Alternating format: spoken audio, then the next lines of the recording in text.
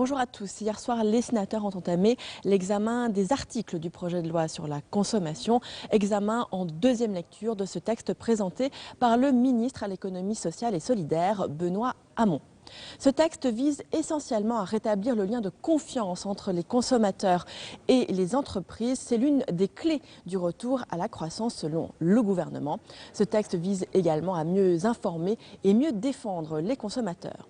Hier, parmi les points abordés, on peut mentionner notamment la question de l'action de groupe, puisque ce texte met en place l'action de groupe à la française, une action qui devra nécessairement passer par l'une des 16 associations agréées de défense des consommateurs, action de groupe dont exclut du champ également les questions de l'environnement ou encore de la santé. Tout de suite, retour donc à l'examen de ce texte qui s'est déroulé hier soir au Sénat. Monsieur le ministre, Monsieur le Président de la Commission, Messieurs les rapporteurs, Madame la rapporteure pour avis, nous reprenons la discussion du projet de loi adopté en deuxième lecture par l'Assemblée nationale relatif à la consommation. La discussion a été close avant la suspension. Nous sommes parvenus à la discussion des articles. J'ai une demande de parole de Madame Bonnefoy au titre de la Commission des lois. Madame Bonnefoy, vous avez la parole. Merci Madame la Présidente, Monsieur le Ministre, mes chers collègues. Mon intervention se limitera à préciser la raison d'être des 3 amendements que la Commission des lois a déposés en vue de cette seconde lecture. À ce stade de nos travaux et compte tenu des votes intervenus et des progrès enregistrés, seul l'article 1er, parmi tous ceux que nous avions examinés en première lecture, nous a paru justifier le dépôt de nouveaux amendements. Ceci vise à rétablir des dispositions adoptées par le Sénat en première lecture, mais que l'Assemblée a supprimées. Un fil conducteur relie ces 3 amendements. Il s'agit à chaque fois de rétablir une garantie protectrice des intérêts des consommateurs ou de ceux du professionnel. La première garantie est celle qu'une action de groupe ne prospère pas sur des préjudices fictifs ou potentiels, mais qu'elle soit conduite à partir de situations réelles et de cas individuels déterminés. La seconde garantie est que les fonds qui transitent par l'association soient protégés et que les consommateurs lésés ne risquent pas de perdre leur indemnisation en raison du défaut de l'association qui les aura reçus. Enfin, la dernière garantie est que les consommateurs lésés puissent effectivement participer à l'action de groupe et qu'ils disposent d'un recours si l'association refusait de recevoir leur adhésion au groupe ou de transmettre leur demande d'indemnisation. Si la procédure d'action de groupe repose sur l'idée que l'association joue le rôle d'un filtre entre l'ensemble des consommateurs et le professionnel, et s'il est important qu'elle ne se dissolve pas en une multitude d'actions individuelles, il est tout aussi essentiel que les intéressés soient assurés de pouvoir participer à une action qui les concerne. Or, la seule façon de le garantir est de leur reconnaître un droit à un recours effectif contre la décision qui s'y opposerait. Le succès de l'action de groupe, procédure innovante et ô combien nécessaire, ne sera complet qu'à 2 conditions. En premier lieu, il faut que la procédure soit lisible, claire, afin que chacun puisse la comprendre et se l'approprier. En second lieu, il faut qu'elle présente suffisamment de garanties pour les consommateurs, pour les professionnels et pour les associations, afin que nul ne conteste sa légitimité et que chacun puisse s'y soumettre en confiance. Voilà, c'est le sens des 3 amendements que j'ai déposés et que je présenterai au nom de la Commission des lois. Merci Madame la rapporteure pour avis de la Commission des lois. Donc nous entamons l'examen des amendements. Un amendement numéro 33 est présenté par Monsieur Mézard. Monsieur Mézard, vous présentez l'amendement ? Merci Madame la Présidente, Monsieur le Ministre, mes chers collègues. L'article 1er de ce projet de loi crée une procédure d'action de groupe dans les domaines du droit de la consommation et de la concurrence. Notre amendement propose une nouvelle rédaction de cet article, qui est d'ailleurs inspirée d'une proposition de loi qu'a déposée notre collègue Plancade, qui va plus loin que le dispositif de l'article 1er, en proposant un dispositif d'action de groupe alternatif, à la fois simple et efficace, qui pourrait s'appliquer à différents domaines, à commencer par ceux de la consommation, de la concurrence et de la santé. L'action de groupe que nous proposons par cet amendement couvrirait la réparation des dommages individuels de toute nature, ainsi que l'ensemble du contentieux de la responsabilité civile. En effet, circonscrire l'action de groupe à la réparation de dommages matériels trouvant leur origine dans un manquement contractuel ou précontractuel ou un manquement aux règles de la concurrence, comme le propose l'article 1er, aurait un intérêt plus limité pour les consommateurs. Autre différence importante avec le dispositif de l'article 1er, cet amendement propose un agrément spécifique des associations autorisées à exercer des actions de groupe. Et nous proposons aussi un dispositif qui nous semble tout à fait crédible et applicable pour l'application de l'action de groupe aux produits de santé, qui est un domaine où un tel type de recours est particulièrement nécessaire. Merci, Monsieur Mézard. Je vais donc demander l'avis de la Commission sur cet amendement numéro 33. L'amendement de notre collègue Plancade a déjà été déposé en première lecture par le Sénat. Je ne reviens pas sur la présentation qui était faite de l'amendement. Simplement, la Commission des affaires économiques soutient le choix fait par le gouvernement de limiter le champ de l'action de groupe au champ de la consommation et de la concurrence.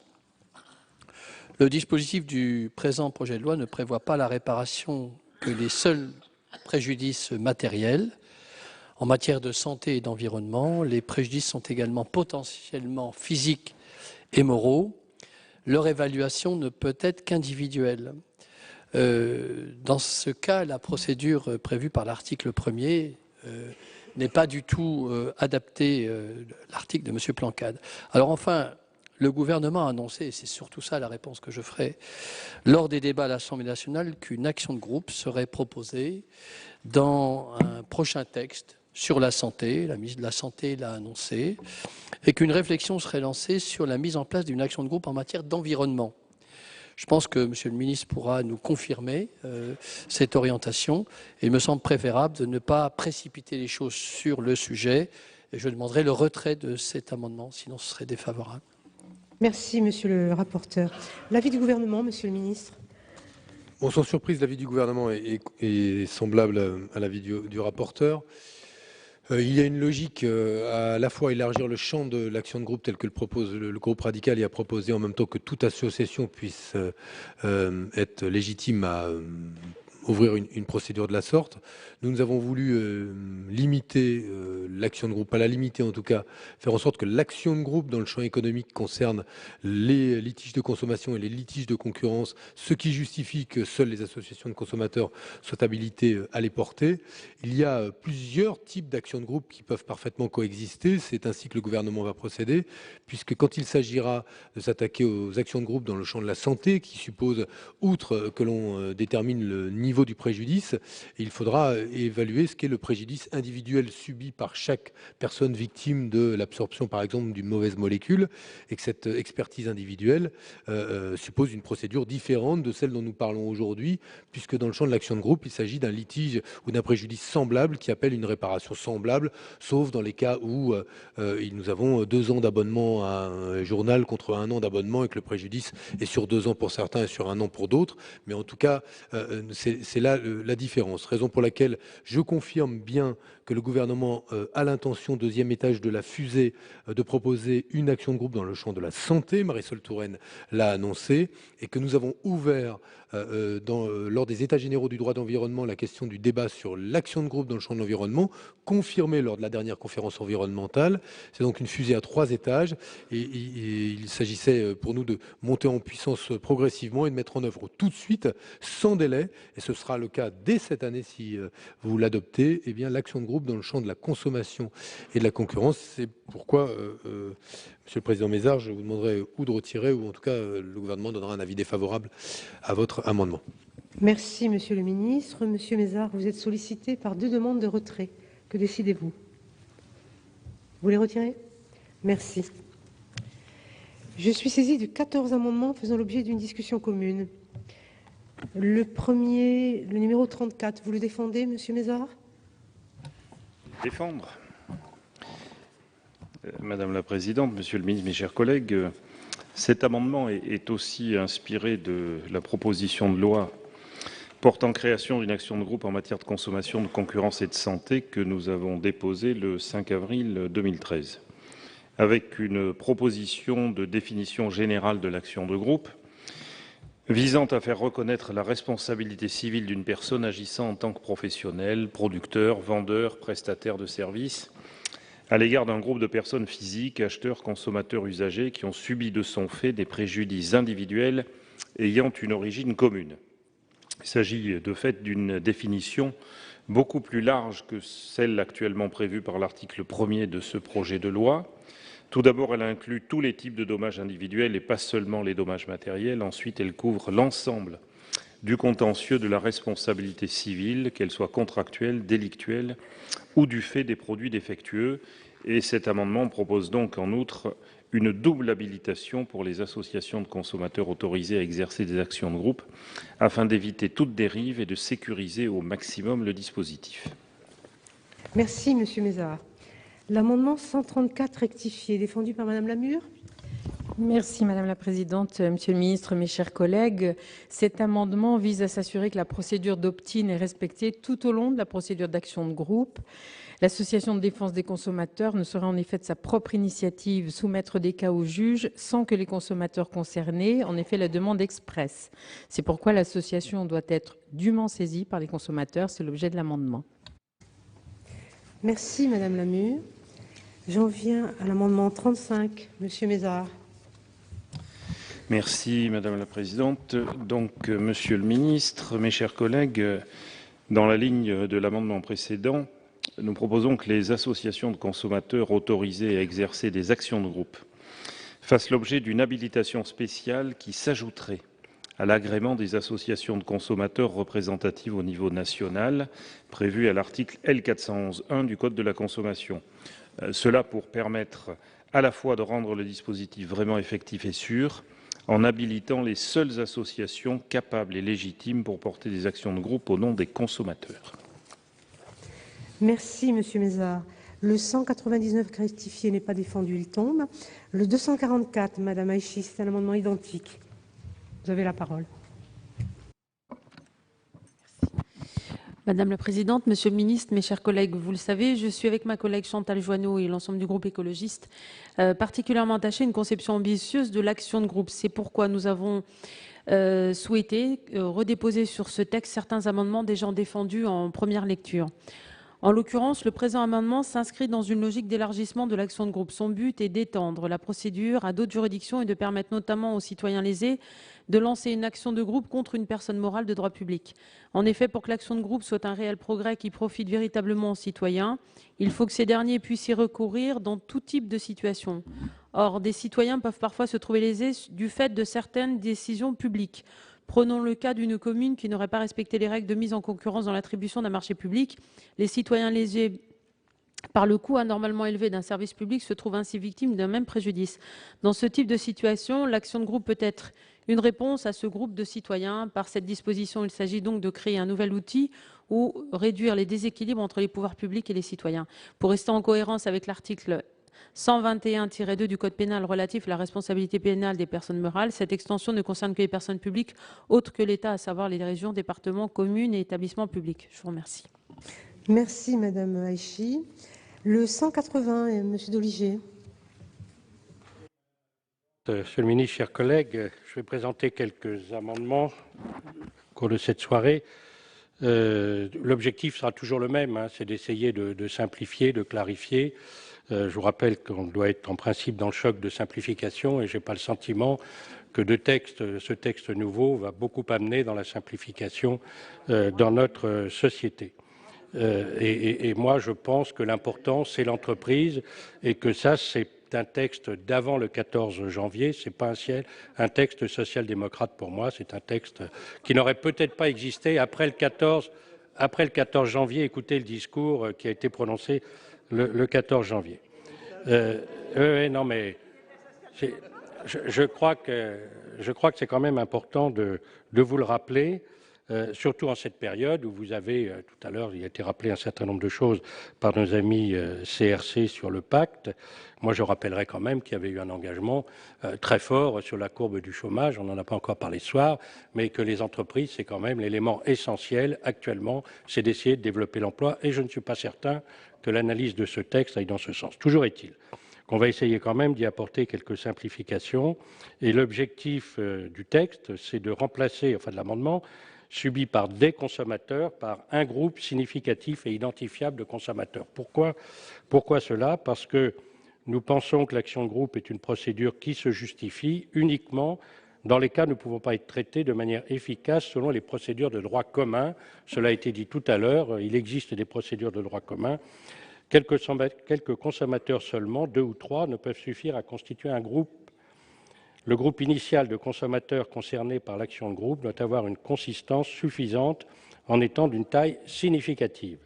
En ce sens, la recommandation de la Commission européenne de juin 2013. Et il me semble toujours intéressant de se référer à la Commission européenne pour un certain nombre de raisons, c'est que nous avons toujours tendance à en rajouter par rapport à la règle européenne. Eh bien, la Commission européenne, relative à des principes communs applicables aux mécanismes de recours collectif en cessation et en réparation dans les États membres, vise précisément les préjudices de masse impliquant par définition des groupes significatifs.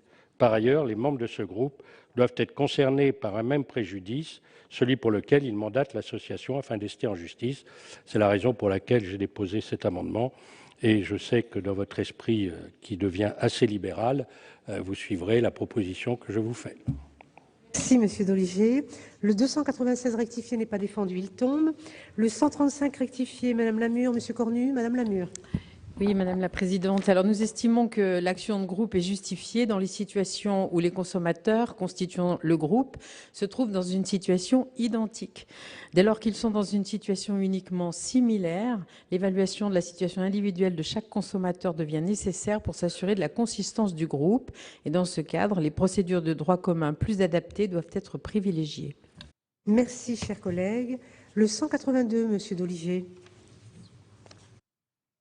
Je ne prendrai pas, Madame la Présidente et Monsieur le Ministre, chers collègues, le préambule, j'ai fait, mais ça serait le même. Bon, exactement. Donc l'état d'esprit est le même, donc c'est de rédiger, d'apporter 5 alinéas supplémentaires qui visent à préciser les conditions de recevabilité de l'action de groupe dans le but de s'assurer du sérieux des actions intentées par des associations et d'éviter les procédures abusives ou menées à des fins de déstabilisation. Tout d'abord, l'action de groupe doit rester une procédure d'exception. C'est pour cela qu'il faut s'assurer que les procédures de droit commun ne sont pas adaptées à traiter le litige.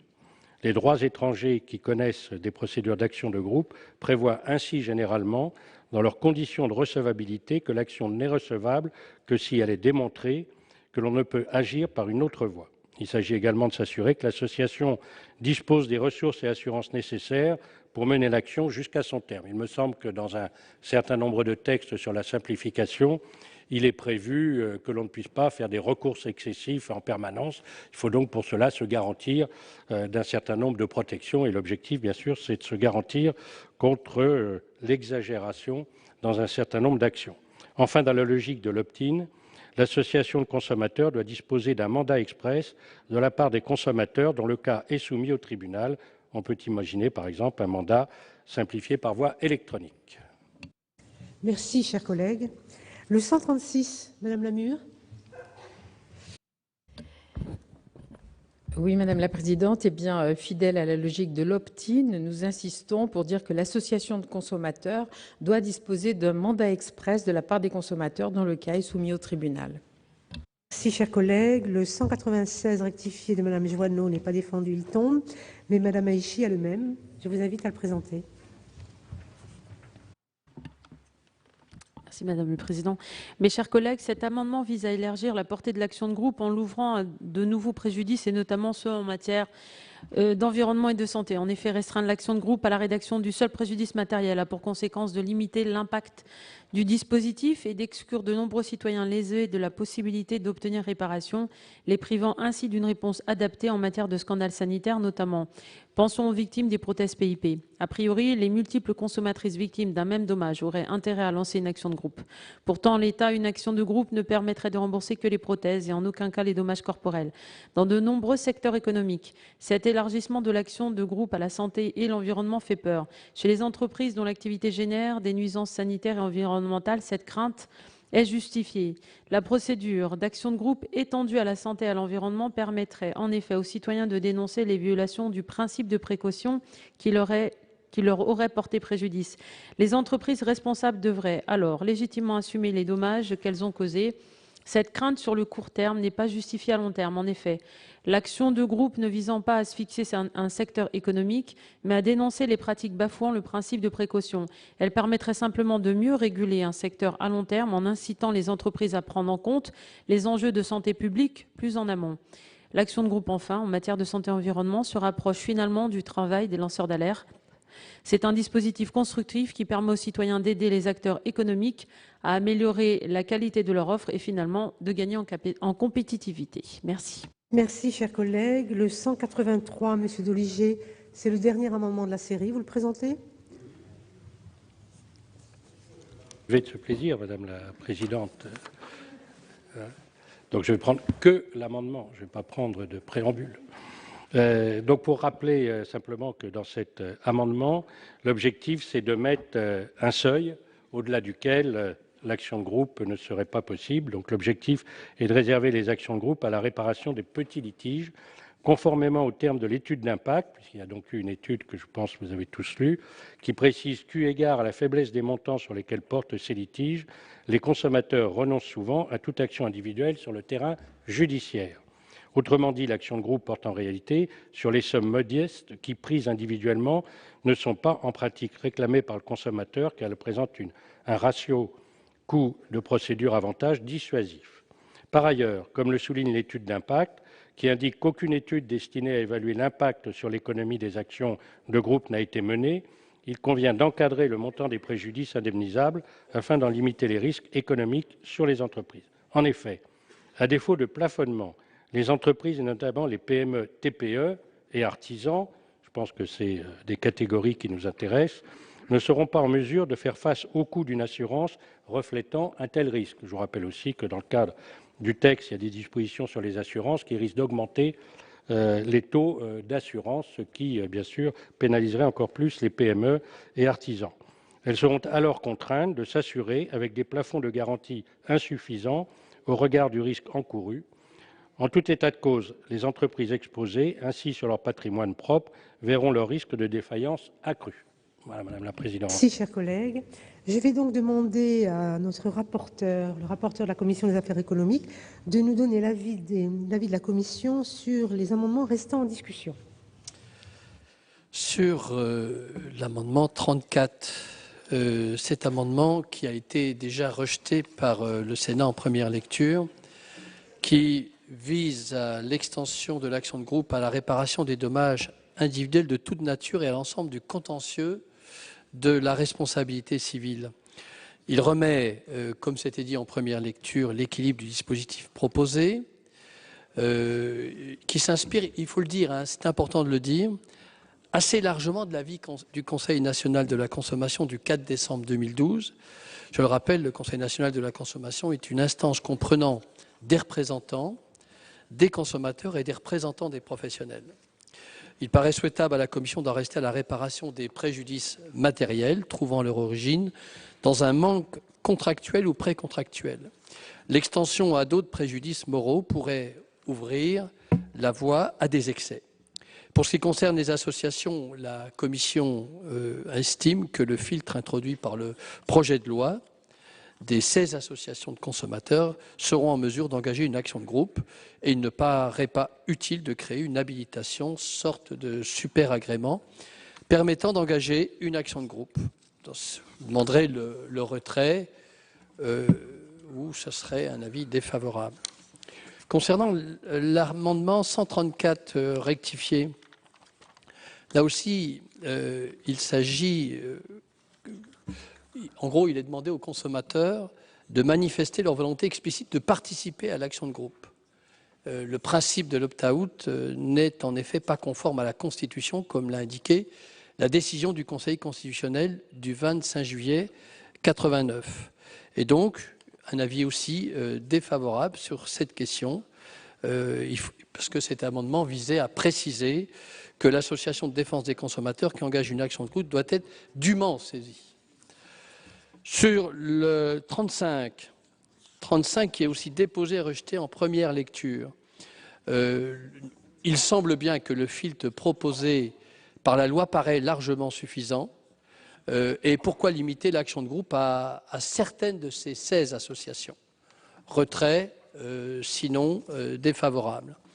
L'article 199, identique au 244, et aussi qui avait été déposé et rejeté par le Sénat en première lecture, c'est des amendements 190 et 244. Sur la deuxième partie de l'amendement, la Commission s'est montrée très sceptique. On a du mal à voir dans quelle mesure les régions, les départements ou les communes pourraient être responsables d'un manquement à l'occasion de la vente d'un bien ou des fournitures de services. Quoi qu'il en soit, le texte du projet de loi ne fait pas de distinction entre les personnes physiques ou personnes morales, quel que soit le droit privé ou le droit public. Là aussi, défavorable aux amendements 199, 244. L'article de M. Doligé, identique au 296, un petit commentaire pour notre collègue Doligé. Il n'y a pas à l'avant et l'après, il y a un projet de loi qui est équilibré, qui fait en sorte que les consommateurs soient mieux défendus.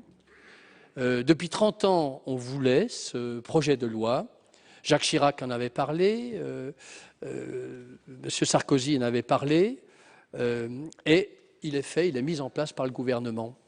Et le souci du ministre, mais aussi le souci du Sénat comme de l'Assemblée nationale, c'est d'avoir un projet de loi équilibré qui permette à la fois de défendre les consommateurs, mais qui permette aussi de garantir que les entreprises pourront travailler dans de bonnes conditions. Et l'idée, c'est de pas le tout entreprise ou le tout consommateur, et le filtre des 16 associations est là pour garantir cette sécurité. Donc, il est proposé dans cet amendement que la notion de groupe significatif et identifiable sont des notions assez floues. Le filtre des associations de consommateurs paraît largement suffisant, donc un avis défavorable aux amendements 180 et 296. L'amendement 135 rectifié, qui vise à limiter la réparation des préjudices subis par des consommateurs placés dans une situation identique. Cet amendement réduirait considérablement l'intérêt de la procédure de l'action de groupe. La Commission ne peut être que défavorable à cet amendement. Avis défavorable. Monsieur Doligé, qui a présenté l'article 182, un amendement qui avait été aussi déposé, rejeté par le Sénat en première lecture. Les deux amendements mentionnent une condition qui est totalement satisfaite par le projet de loi actuel, à savoir l'acceptation expresse des consommateurs dans le cas est soumis au tribunal par l'association des consommateurs. Le dispositif de l'opt-out n'étant pas conforme aux principes constitutionnels de notre pays, cette condition est satisfaite. Autre difficulté posée par les amendements, il laisse à penser que la recevabilité de l'action n'est cautionnée que par les conditions figurant dans ces amendements. Or, il est indispensable que d'autres conditions de recevabilité soient réunies, telles que l'agrément de l'association, qui est un argument majeur, la similarité ou l'identité des situations des consommateurs, le caractère matériel des préjudices. Dans ces conditions, la Commission est défavorable à ces amendements. Amendement 136 sur l'article 1er, même argumentaire que l'amendement 182, un avis défavorable. Amendement 196 rectifié, identique au 245. C'est une question aussi évoquée en première lecture. L'action de groupe ne doit pas être limitée à la réparation des préjudices matériels. Comme je l'ai dit précédemment dans la défense de la position de la Commission, il ne faut pas élargir l'action de groupe à d'autres secteurs comme la santé ou l'environnement. Ça se fera ultérieurement dans des conditions précises et prévues par la loi. Avis défavorable. L'amendement premier, proche du 183, limitation de l'action de groupe au préjudice d'un montant inférieur au seuil fixé par décret. L'amendement déposé est rejeté par le Sénat en première lecture. L'action de groupe ne peut être envisagée que pour obtenir réparation de préjudice d'un montant inférieur à un seuil fixé par décret. C'est ce que propose notre collègue Doligé. Je comprends bien l'intention de nos collègues. Il est évident que la procédure de l'action de groupe a pour intérêt de répondre à la situation actuelle où les consommateurs renoncent à une action individuelle du fait du faible montant des petits litiges de la consommation. Pour autant, la Commission n'est pas favorable à cet amendement. Pourquoi fixer un plafond pour le montant des préjudices et quelle en serait la justification? Avis défavorable. Merci, monsieur le rapporteur. Monsieur le ministre, l'avis du gouvernement sur cette série d'amendements? Alors, je vais essayer de le dire en style télégraphique parce que tous ces amendements ont été discutés en première lecture et avaient reçu un avis défavorable du gouvernement. Je commencerai par les 34 et 35 du groupe RDSE pour dire que conformément à la position sur l'article 33 et le champ d'application, je donnerai un avis défavorable au fait qu'on étende au préjudice, aux dommages corporels et moraux. Et sur la question du double agrément, il faut savoir aujourd'hui que les associations de consommateurs, début de l'année 2013, il y en avait 17. Début de l'année 2014, il n'y en a plus que 15. L'agrément qu'elles reçoivent est un agrément exigeant qui vérifie leur représentativité sur le territoire, la réalité des prestations à l'endroit des consommateurs qu'elles délivrent et ensuite qu'elles proposent toutes les garanties d'honnêteté et d'intégrité. Ce qui fait qu'à nos yeux, c'est un agrément qui est largement suffisant. C'est la raison pour laquelle je demanderai sur ces deux amendements ou le retrait ou un avis défavorable du gouvernement. Sur les amendements qui ont été déposés par Madame Lamure et Monsieur César, Monsieur Doligé, le groupe UMP. Je suis assez surpris de la remarque qui nous est faite sur le choc de simplification. Parce que si je prends les amendements les uns après les autres, mettre en place un groupe dûment saisi, en lieu et place aujourd'hui du fait que nous avons une procédure qui va être saisie de cas individuels, dûment saisie, ça complexifie considérablement la procédure. Monsieur Doligé nous propose ensuite de mettre en place un groupe significatif et identifiable. Qu'est-ce qu'un groupe significatif? Qu'est-ce qu'un groupe identifiable au regard des différentes mesures? Là encore, nous allons faire un choc de complexification. J'observe que vous voulez pas que vous ne voulez que ne soit pris en cause que les cas identiques et pas semblables. Pourquoi semblables? Dans le cas où un organe de presse vous ferait subir un préjudice pour un abonnement pour ce journal pour 2 ans, pour certains pour 1 an, il vaut mieux que ce soit semblable et pas identique parce que le préjudice n'est pas semblable, n'est pas identique quand on a un abonnement de 2 ans et un abonnement de 1 an. C'est pour ça que nous avons mis semblable. Là encore, il y a une volonté d'être plus simple. Monsieur Doligé nous propose rien de moins que 5 alinéas supplémentaires pour juger de la recevabilité de l'action de groupe à l'article 182. Cela me paraît être un choc de complexification supplémentaire, ce que propose également Madame Lamure à l'article 136 et de surcroît à l'amendement 183. Monsieur Doligé nous propose de mettre en place un seuil lequel, pourquoi, à partir de quel niveau? Pardon de vous dire, mais ce que je comprends de vos amendements, c'est que vous voulez une mini-action de groupe ou une action de mini-groupe, une action de groupe minus. Mais en tout cas, c'est clairement que vous cherchez à réduire considérablement la portée de l'action de groupe. Moi, je ne veux pas d'une action de groupe minus, je ne veux pas d'une mini-action de groupe ou d'une action de mini-groupe, je veux une action de groupe qui permette aux consommateurs d'être indemnisés réellement. Il y en a un peu marre de ces tigres de papier dont on nous annonce qu'ils vont rugir et défendre les consommateurs. En l'occurrence, moi, je veux que demain, le consommateur soit véritablement en capacité de défendre ses intérêts. Et l'action de groupe que nous vous proposons aujourd'hui est de nature à répondre à cela. Et je regrette que vous rajoutiez de la complexité à travers toutes ces dispositions supplémentaires, là où nous recherchons au contraire la simplicité. Le fait est que nous sommes aussi obligés de donner, et Mme Aïchi le sait bien, un avis défavorable à l'extension à l'environnement et la santé pour les raisons que j'ai données dans ma réponse à M. Mézard tout à l'heure. Mais si je dois vous le répéter, l'engagement est pris par le gouvernement dans le champ de la santé. Le débat est ouvert, confirmé par Philippe Martin après Delphine Batho dans le champ de l'environnement et répété lors de la conférence environnementale. Il y a la volonté du gouvernement d'avancer sur ce débat. Vous avez aussi posé un amendement, Mme Aïchi, le 244 sur les SPIC. Or, les SPIC, les services publics industriels et commerciaux, sont concernés par l'action de groupe dès lors qu'il y a une relation contractuelle et un contrat de consommation. Donc, ils ne sont pas exclus du champ. Donc, je veux vous le confirmer à nouveau ici, raison pour laquelle, à mes yeux, le 244 est déjà couvert par la rédaction actuelle du projet de loi. Je vous demanderai donc le retrait sur cet amendement et sur celui sur l'environnement et la santé, sauf dans le cas contraire, nous donnerons un avis défavorable. Merci, monsieur le ministre. Je vais donc mettre aux voix l'amendement 34, s'il n'y a pas de demande d'explication de vote. 2 avis défavorables ou une demande de retrait. Le groupe RDSE. Non, Monsieur Mézard. Donc je le mets aux voix. Je le mets aux voix. 2 avis défavorables. C'est 2 demandes de retrait, donc 2 avis défavorables. Qui est pour? C'est l'amendement de Monsieur Mézard. Qui est pour? Qui est contre? Merci. Abstention, il n'est pas adopté. L'amendement 134 rectifié de Madame Namur, 2 avis défavorables. Qui est pour? Merci. Qui est contre? Merci, chers collègues. Abstention, il n'est pas adopté. L'amendement 35 présenté par Monsieur Mézard, demande de retrait, 2 avis défavorables. Qui est pour? Qui est contre? Merci. Abstention, il n'est pas adopté. L'amendement de Madame Haïchi, le 244, une demande de retrait. Vous le maintenez? Je le mets aux voix. 2 avis défavorables. Qui est pour? Merci. Contre? Merci, chers collègues. Abstention, il n'est pas adopté. L'amendement 180 présenté par notre collègue Doligé. 2 avis défavorables. Qui est pour? Merci. Qui est contre?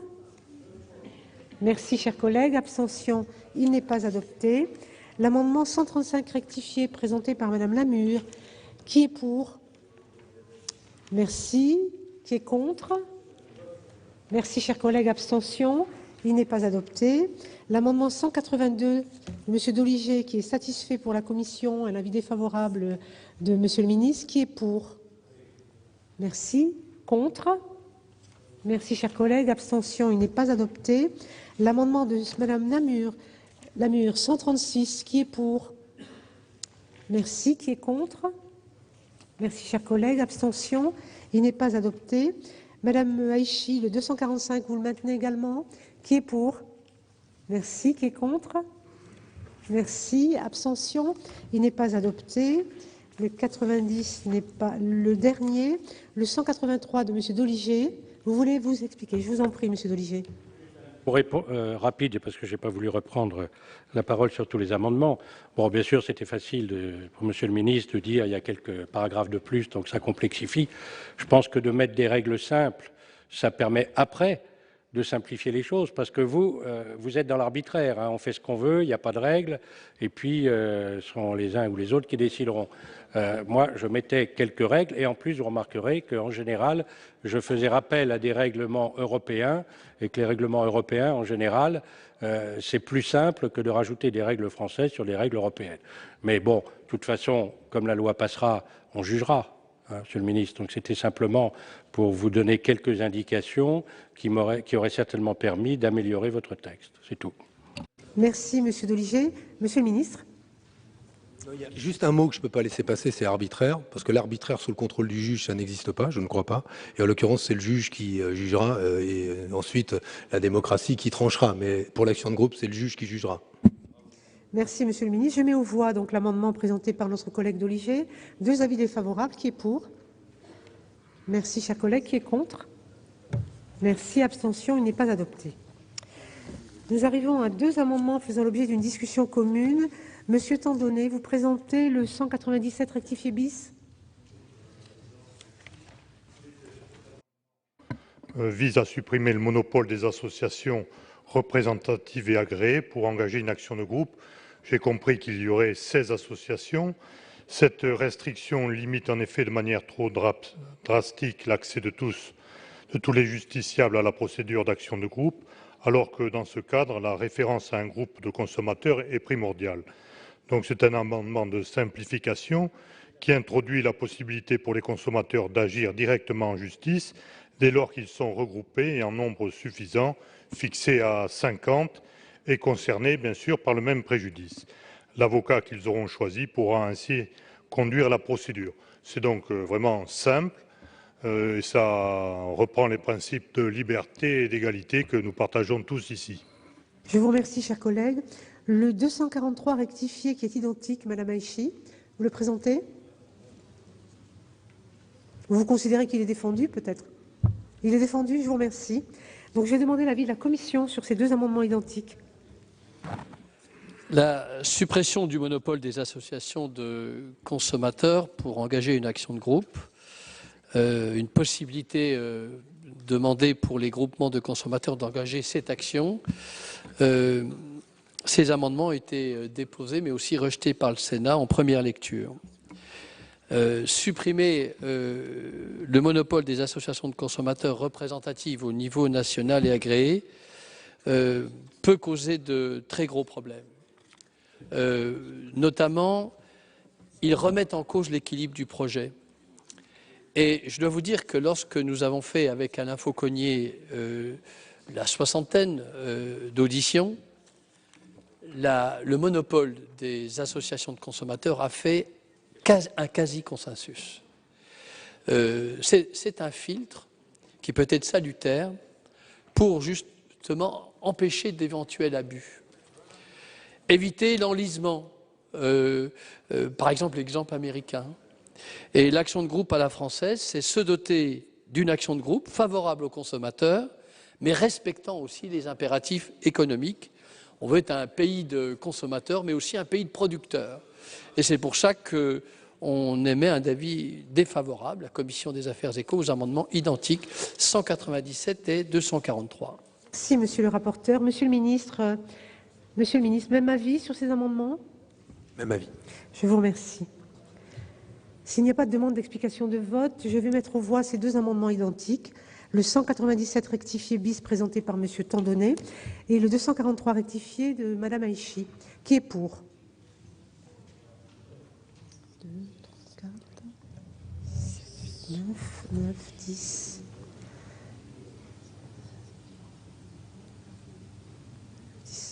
11. Très bien. Qui est contre?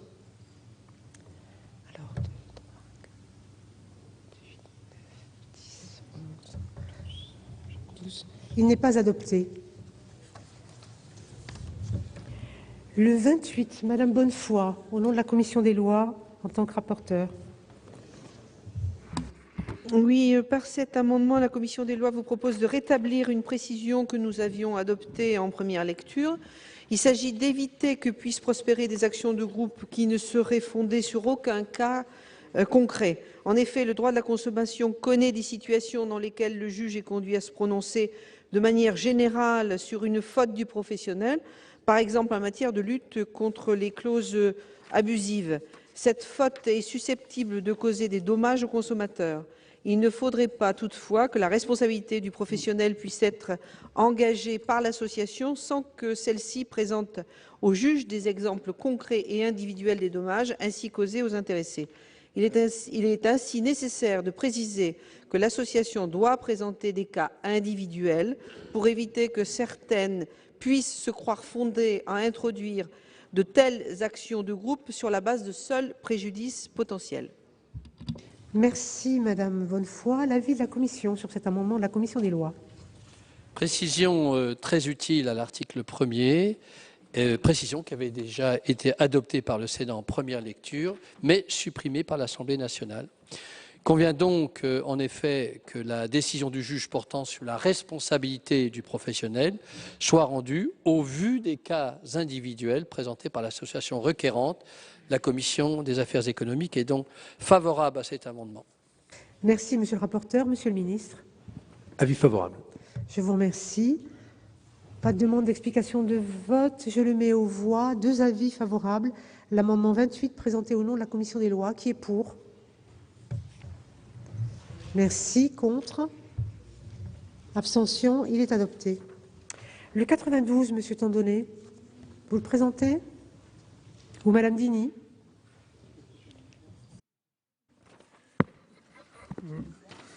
Oui, merci Madame la Présidente. Dans le choix qui a été fait pour la constitution du groupe, les mesures de publicité du jugement ne peuvent être mises en œuvre que lorsque tous les recours ordinaires et le pourvoi en cassation ont été épuisés. L'aboutissement de la procédure peut donc être très long et surtout déconnecté de l'acte déclencheur du préjudice pour le consommateur. Cette durée aura notamment pour conséquence des pertes de preuves pour les consommateurs lésés.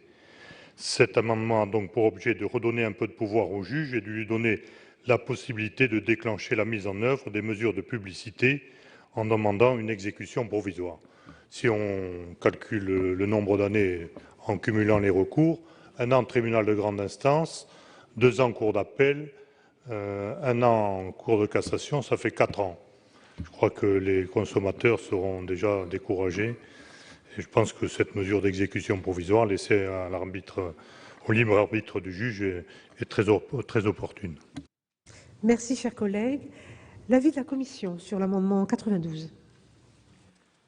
Cet amendement qui vise à ce que les mesures de publicité prononcées par le juge puissent faire l'objet d'une exécution provisoire pose 2 problèmes. Sur la forme, tout d'abord, il paraît incompatible avec l'alinéa 17 qu'il ne supprime cependant pas. Et donc nous aurions une contradiction dans le projet de loi s'il était accepté. Deuxième chose, sur le fond, il me paraît remettre en cause l'équilibre de l'article 1er en étant défavorable aux professionnels. Il n'est pas souhaitable de permettre la publicité d'un jugement sur la responsabilité d'un professionnel tant que le jugement n'est pas devenu définitif, sous peine de porter préjudice à l'image de ce professionnel. Là encore, on est sur l'équilibre du projet de loi. Veiller à ce qu'on défende à la fois les consommateurs, mais veiller à ce que, aussi, on ne mette pas en cause les professionnels avant que le jugement ne soit définitivement pas rendu. Vous le savez que dans les auditions avec Alain Fauconnier, nombreux professionnels nous ont dit qu'ils préféraient parfois payer, mais ne pas avoir de communication. Et donc, gardons l'équilibre pour éviter à ce que l'équilibre du projet de loi soit préservé. On demande le retrait de cet amendement, sinon ça serait défavorable. Merci, monsieur le rapporteur. L'avis du gouvernement, monsieur le ministre. Indiquer à monsieur Tandonnet, comme j'aurais pu le faire à madame Bonnefoy, mais que comme la plupart de ces amendements, en l'occurrence là pour un avis défavorable, tout à l'heure pour un avis favorable, ont été examinés en première lecture et que les explications du rapporteur sont semblables à celles que nous avions fait en première lecture, je me contenterai régulièrement d'un même avis à partir du moment où mon explication serait très largement redondante avec l'explication du rapporteur. Donc même avis défavorable. Merci, monsieur le ministre. Vous êtes sollicité pour un retrait. Je ne vais pas le retirer, je voulais simplement rappeler que je soutiendrai l'amendement 198 rectifié bis, puisque c'est l'alinéa 17, donc je suis cohérent avec mes propositions. Voilà, je pense que la proposition reste équilibrée dans la mesure où c'est laissé à la libre appréciation du juge et que le juge verra s'il est opportun ou non d'ordonner cette exécution provisoire. Ce n'est pas une mesure automatique. Collègues, je vais mettre aux voix l'amendement 92 présenté par monsieur Tandonnet. 2 avis défavorables. Qui est pour? Merci. Qui est contre? Merci, chers collègues. Abstention, il n'est pas adopté. Le 137, madame Lamure. Alors cet amendement vise à mieux encadrer les mesures de publicité à la charge du professionnel pour informer les consommateurs susceptibles d'appartenir au groupe de la décision rendue. Le juge pourra ainsi privilégier au cas par cas une information individuelle des consommateurs concernés, ainsi que les mesures de publicité les plus adaptées à la situation, sans que celle-ci s'avère dommageable pour l'image de l'entreprise. Merci, madame Lamure. L'avis de la commission sur le 137. Je pense que sur cet amendement, comme sur d'autres, il convient de ne pas trop encadrer la liberté du juge. Et c'est à lui à déterminer les mesures de publicité les plus adaptées. Par ailleurs, la liste qui est faite avec les 4 propositions pourrait être limitative. La Commission souhaite donc en rester sur ce point au texte du projet de loi. Avis défavorable. Merci, monsieur le rapporteur. L'avis du gouvernement. Même avis, monsieur le ministre? Même avis, madame la Je vous présidente. remercie. Je vais mettre aux voix cet amendement présenté par madame Lamure. 2 avis défavorables. Qui est pour? Merci. Qui est contre? Merci, chers collègues. Abstention, il n'est pas adopté. Je suis saisie de 2 amendements identiques faisant l'objet d'une discussion commune. Le 198 rectifié, monsieur Tandonnet, vous le présentez? Puisque c'était la suite de celui qui vient d'être refusé, donc je le retire celui-là. Tiré. Bien, madame Aïchi, vous faites de même ou vous le maintenez? Vous le retirez, je vous remercie. 3 amendements faisant l'objet d'une discussion commune. Monsieur Cointat, le 160. Oui, merci Madame la Présidente, Monsieur le Ministre, mes chers collègues.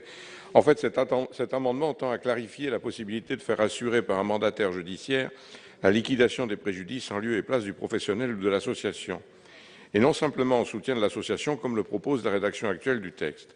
Cela présenterait deux avantages. Tout d'abord, éviter une asphyxie des associations qui, pour la plupart, n'ont pas les ressources suffisantes pour assurer la répartition des préjudices, et renforcer l'impartialité de ce mandataire. Il faut également prévoir, dans ce projet de loi, que l'association puisse être chargée de la liquidation des préjudices seulement si elle est d'accord. Car dans le cas contraire, le dispositif risque de paralyser les associations de consommateurs en leur faisant porter le poids de l'indemnisation des victimes.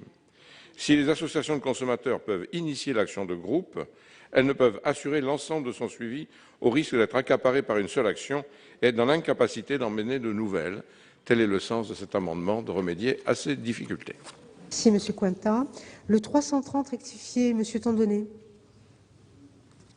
Oui, c'est le 330 rectifié, toujours dans le même état d'esprit, de ne pas retarder les procédures indéfiniment. On sort du droit commun. Donc, je rappelle que l'action de groupe, ce n'est qu'une façon de saisir le tribunal en regroupant des demandes. Tout le fond du droit n'est pas changé. Et on ne voit pas pourquoi, à propos de l'action de groupe, on modifierait toute l'harmonie du Code civil et du Code de procédure civile qui veut que les pourvois en cassation ne soient pas suspensifs. Merci, Monsieur Tandonnet. Madame Aïchi. Vous défendez? Merci. Ils l'ont retiré, non? Je vais demander donc l'avis de notre rapporteur sur ces trois amendements. L'amendement de notre collègue Christian Cointat vise à permettre au juge de désigner un mandataire judiciaire aux frais du professionnel pour assurer la liquidation des préjudices. La Commission n'est pas favorable à ces amendements. Pourquoi? Parce que l'article L423-4, qui a déjà été adopté en termes identiques au Sénat, ici dans cette Assemblée, à l'Assemblée nationale, prévoit déjà que l'association peut s'adjoindre le concours d'un tiers. Un professionnel du droit, un huissier, un mandataire, d'autres professions, membre d'une profession judiciaire réglementée pour l'assister dans toutes ses démarches inhérentes à l'indemnisation des consommateurs, y compris à la liquidation. Donc c'est déjà prévu par la loi. Le juge peut d'ailleurs condamner le professionnel au paiement d'une provision pour couvrir les frais auxquels s'expose l'association en recourant à ce tiers. Non seulement le projet de loi a prévu ce tiers, mais en même temps la possibilité d'un paiement d'une provision pour le rémunérer. La désignation d'un mandataire judiciaire par le juge apparaît comme une redondance, et donc c'est un avis défavorable. Nous proposons d'en rester au texte de loi. On pourrait même dire retrait sinon satisfait. Le 330 rectifié, le 332. Avis défavorable aux amendements 300 et 332. Cet amendement vise à supprimer le monopole des associations représentatives et agréées. Là, on a déjà abordé très largement le projet et ce problème, et donc même avis, c'est-à-dire avis défavorable. Je vous remercie. Monsieur le ministre. Même avis, avec une précision pour M. Cointat. Il me semble aussi que le texte actuel couvre la préoccupation légitime qui est la sienne, c'est-à-dire qu'on ne se retrouve pas dans une situation où, faute de moyens ou d'épaules, en quelque sorte, une association de consommateurs serait dans l'incapacité d'aller au terme d'une procédure pourtant légitime, justifiée. Et nous avons, je crois, tenu compte de la préoccupation qui est la sienne dans l'actuelle rédaction du texte. Donc je ferai la même recommandation, suggérant le retrait de cet amendement. Merci, couvert. Monsieur le ministre. Et les deux autres, c'est le même avis que la Commission, Monsieur le ministre? Défavorable. Merci. Monsieur Cointat, vous êtes sollicité à 2 reprises pour un retrait. Oui, Madame la Présidente, mais puisque Monsieur le ministre a reconnu que ma préoccupation était légitime, justifiée, et qu'il estimait qu'elle était satisfaite, dans ces conditions, je retire l'amendement. Merci, chers collègues. Monsieur Tandonnet. 130 retiré. Merci. Madame Aïchi, vous suivez? Retrait? Merci, chers collègues. Le 29, Madame Bonnefoy, au nom de la Commission des lois. Merci Madame la Présidente. L'association percevra parfois directement du professionnel les dommages-intérêts qu'elle devra reverser aux consommateurs. Il est donc absolument nécessaire de garantir la sécurité de ces fonds et de les prémunir de tout aléa de la gestion de l'association elle-même. Des exemples récents enseignent en effet que certaines associations de consommateurs connaissent une situation financière fragile et peuvent faire l'objet d'une liquidation judiciaire. Les députés avaient prévu que l'association pourrait, à sa demande, être autorisée par le juge à s'attacher les services d'un professionnel du droit, par exemple un mandataire judiciaire. Mais il ne s'agit là que d'une possibilité offerte à l'association. Notre Assemblée avait donc adopté un amendement qui ajoutait à cette première possibilité l'obligation pour le juge de fixer les conditions dans lesquelles l'association percevrait, gérerait ou reverserait les fonds reçus. Les députés ont supprimé cette mention. Sans revenir à la rédaction initialement adoptée par le Sénat, le présent amendement propose de maintenir toutefois une garantie sur la gestion des fonds. D'une part, l'association serait tenue de verser à un compte à la Caisse des dépôts et consignations tous les dommages et intérêts qui lui seraient remis, et d'autre part, les fonds ne pourraient être retirés que pour être versés aux consommateurs lésés. Ce dispositif s'inspire de ceux applicables en matière de liquidation judiciaire ou de gestion de fonds par les notaires, et donc qui ont déjà fait leurs preuves. Merci Madame Bonnefoy. L'avis de la Commission. Excellent amendement auquel la Commission ne peut être que favorable. Indispensable de veiller à ce que ces fonds ne soient pas employés à d'autres fins ou éventuellement qu'ils soient menacés par la défaillance éventuelle de l'association ou peut-être, c'est déjà arrivé, une éventuelle liquidation judiciaire. Avis favorable. Merci Monsieur le rapporteur. Monsieur le ministre. Oui, Madame la Présidente, vis-à-vis de cet amendement 29 de la Commission des lois de Madame Bonnefoy, l'avis du gouvernement est favorable.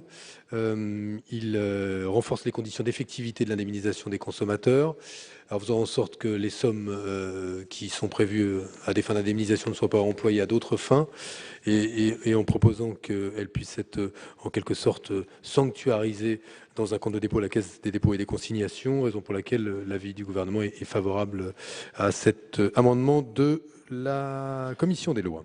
Je vous remercie, Monsieur le ministre. S'il n'y a pas de demande d'explication de vote, je vais mettre aux voix l'amendement 29 présenté par la Commission des lois. 2 avis favorables. Qui est pour? Merci. Contre? Abstention? Il est adopté. Je suis saisie de 8 amendements faisant l'objet d'une discussion commune. Le 93, Monsieur Tandonnet. Oui, Madame la Présidente, donc le 93 tend à supprimer la procédure d'action de groupe simplifiée introduite à l'Assemblée nationale qui dénature la procédure normale qui figure dans le projet de loi. Je reste toujours dans la même logique, une action de groupe qui permet de saisir le tribunal mais qui ne déroge pas au droit commun, et un tribunal de grande instance non spécialisé qui laisse aux juges, et notamment aux juges de la mise en état, d'orienter la procédure avec tous les outils dont ils disposent dans ce code de procédure civile. Donc, elle met en place un système qui mixte l'opt-out et l'opt-in, alors que le gouvernement a toujours manifesté sa volonté d'éviter la première procédure pour ne pas tomber dans les dérives du système américain. Au début de la procédure simplifiée, c'est la procédure opt-out qui prévaut quand il appartient aux professionnels de constituer le groupe via ses fichiers clients. En fin de procédure, c'est celle de l'opt-in, car le consommateur doit manifester son accord pour être indemnisé. Elle installe également une discrimination entre professionnels, suivant qu'ils pourront facilement identifier les consommateurs ou qu'ils auront un travail d'identification des membres du groupe à faire. Les premiers seront soumis à l'action de groupe simplifiée, les seconds à la procédure de droit commun, et quel que soit le dommage subi par le consommateur. Je pense que dans la réalité, ce distinguo ne sera pas aussi simple. Enfin, elle est moins sécurisante pour le droit de la défense du professionnel, dans la mesure où elle ne prévoit pas qu'il puisse saisir le juge s'il considère que certaines demandes des consommateurs déclarées dans le groupe sont illégitimes. Donc, je ne pense pas que ce soit une simplification, et je demande avec d'autres collègues la suppression de cette procédure dite simplifiée. Merci, Monsieur Tandonnet. Le 125 qui est identique, Madame Lamure. Oui, Madame la Présidente, cet amendement tend à supprimer la procédure d'action de groupe simplifiée. Nous souhaitons en effet que la procédure de droit commun, qui elle a fait l'objet d'un travail depuis plusieurs années, ait auparavant fait ses preuves. Merci. Vous présentez les suivants. Je poursuis avec le 138 rectifié. Cet amendement précise l'articulation entre l'action de groupe de droit commun et l'action de groupe simplifiée, car sous couvert de simplification, la procédure d'action de groupe simplifiée dénature la procédure de droit commun qui figure dans le projet de loi. Alors cet amendement rappelle qu'il appartient à l'association de consommateurs requérante de demander l'ouverture d'une procédure simplifiée. Par ailleurs, il est précisé que le juge se prononcera comme dans la procédure classique au regard des cas individuels qui lui sont présentés et que le professionnel reconnu responsable indemnisera les seuls consommateurs membres du groupe. Et enfin, le 139 rectifié, donc c'est un amendement qui permet aux professionnels de faire valoir ses droits de la défense s'ils considèrent que certaines demandes de consommateurs pour intégrer le groupe sont illégitimes. Merci, chers collègues, d'avoir présenté ces amendements en continu. Le 169, Monsieur Cointat.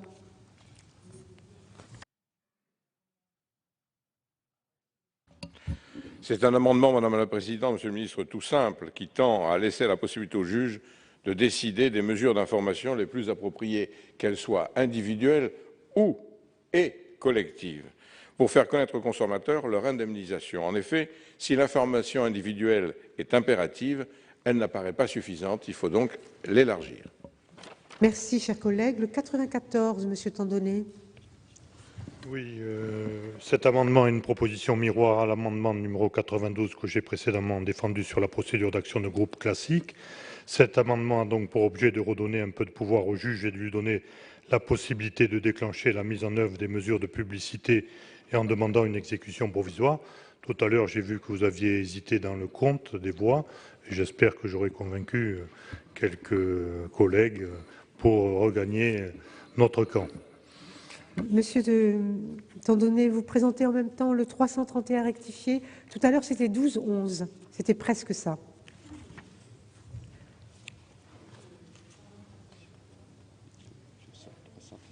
Madame Dini, allez-y. Merci Madame la Présidente. Cet amendement vise à supprimer le monopole des associations représentatives et agréées. Nous insistons pour engager une action de groupe. Cette restriction limite en effet de manière trop drastique l'accès de tous les justiciables à la procédure d'action de groupe, alors que dans ce cadre, la référence à un groupe de consommateurs est primordiale. L'amendement introduit la possibilité pour les consommateurs d'agir directement en justice dès lors qu'ils sont regroupés et en nombre suffisant, fixé à 50, et concernés par le même préjudice. L'avocat qu'ils auront choisi pourra ainsi conduire la procédure. Nous sommes très entêtés. Merci, Madame Dini. Madame Aïchi. Défendu, je vous remercie. Monsieur le rapporteur, je vais vous demander votre avis sur ces amendements. Les amendements 93, 125, 138, 139, 169 et 94 portent sur la même question, l'action de groupe simplifiée. S'agissant des amendements de suppression déjà déposés en première lecture, à savoir les amendements 93 et 125, la Commission ne peut être que défavorable. Les députés ont rétabli la rédaction qu'ils avaient introduite en première lecture, sans prendre en compte nos remarques. Le dispositif issu des débats de l'Assemblée nationale vise à accélérer la procédure dans le cas où les consommateurs sont identifiés.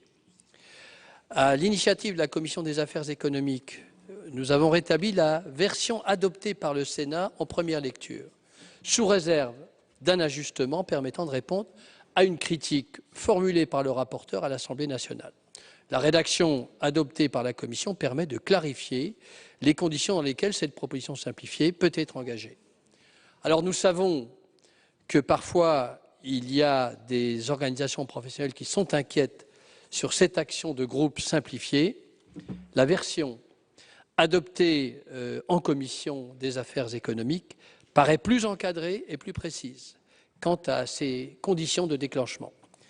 Je souhaite rassurer nos collègues des groupes UDI et UMP à ce sujet. La condamnation prononcée par le juge dans le cadre de l'action de groupe simplifiée est bien entendu susceptible de recours. Ce n'est pas une condamnation sèche. Il y a possibilité de recours. La décision de choisir l'action de groupe simplifiée, ou plutôt l'action de groupe standard, relève aussi du juge. En conséquence, si le préjudice n'est pas identique ou si les consommateurs lésés ne sont pas réellement identifiés, le juge pourra faire droit des arguments du professionnel et faire choix de la procédure standard. Dans certains cas, chers collègues, le professionnel demandera parce qu'il aura intérêt à recourir à une action de groupe simplifiée. Il souhaitera que l'action se termine rapidement. Par ailleurs, la publicité est individuelle dans le cadre de l'action de groupe simplifiée, ce qui est favorable aux professionnels. En conséquence, la Commission ne peut être que défavorable aux amendements 93 et 125. En ce qui concerne les amendements suivants, l'amendement 138, il me paraît contradictoire avec l'amendement de suppression, puisqu'il maintient les conditions floues que le juge peut utiliser dans la procédure d'action de groupe simplifiée à la demande de l'association requérante. C'est donc un avis défavorable.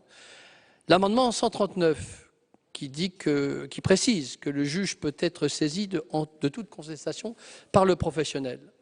Cet amendement est satisfait par le projet de loi. L'alinéa 27 mentionne en effet la possibilité de recours et de pourvoi en cassation. C'est donc un avis défavorable. L'article 169 permet au juge de décider des mesures de publicité collective et prévoit uniquement des mesures de publicité individuelle parce que ça pourrait être défavorable aux professionnels. Donc avis défavorable. Amendement 94, nos collègues du groupe EDI permet au juge, dans le cadre de l'action de groupe simplifiée, de déclencher la mise en œuvre des mesures de publicité, même si la décision du juge fait l'objet de recours. On s'étonne un petit peu de cet amendement qui est contradictoire avec la volonté de nos collègues du groupe EDI de protéger les droits des professionnels. Ça pourrait se retourner contre eux. Donc la décision du juge ne pourra être nuisible à la réputation du président dont il convient. Voilà, avis défavorable. Défavorable aussi aux 331 et 333, qui sont des amendements de conséquence. Merci, monsieur le rapporteur. Monsieur le ministre, l'avis du gouvernement sur ces amendements? Même avis. Je vous remercie, monsieur le ministre. Bien, s'il n'y a pas de demande d'explication de vote, je vais mettre aux voix le 93 qui a été présenté par monsieur Tandonnet et qui a eu 2 avis défavorables. Ah, c'est le même que le 125 présenté par madame Lamure. 2 avis défavorables. Qui est pour? Merci. Qui est contre? Merci. Abstention? Il n'est pas adopté. Le 138 rectifié présenté par madame Lamure. 2 avis défavorables. Qui est pour? Merci. Contre? Merci, mes chers collègues. Abstention? Il n'est pas adopté. Le 139 rectifié présenté aussi par madame Lamure.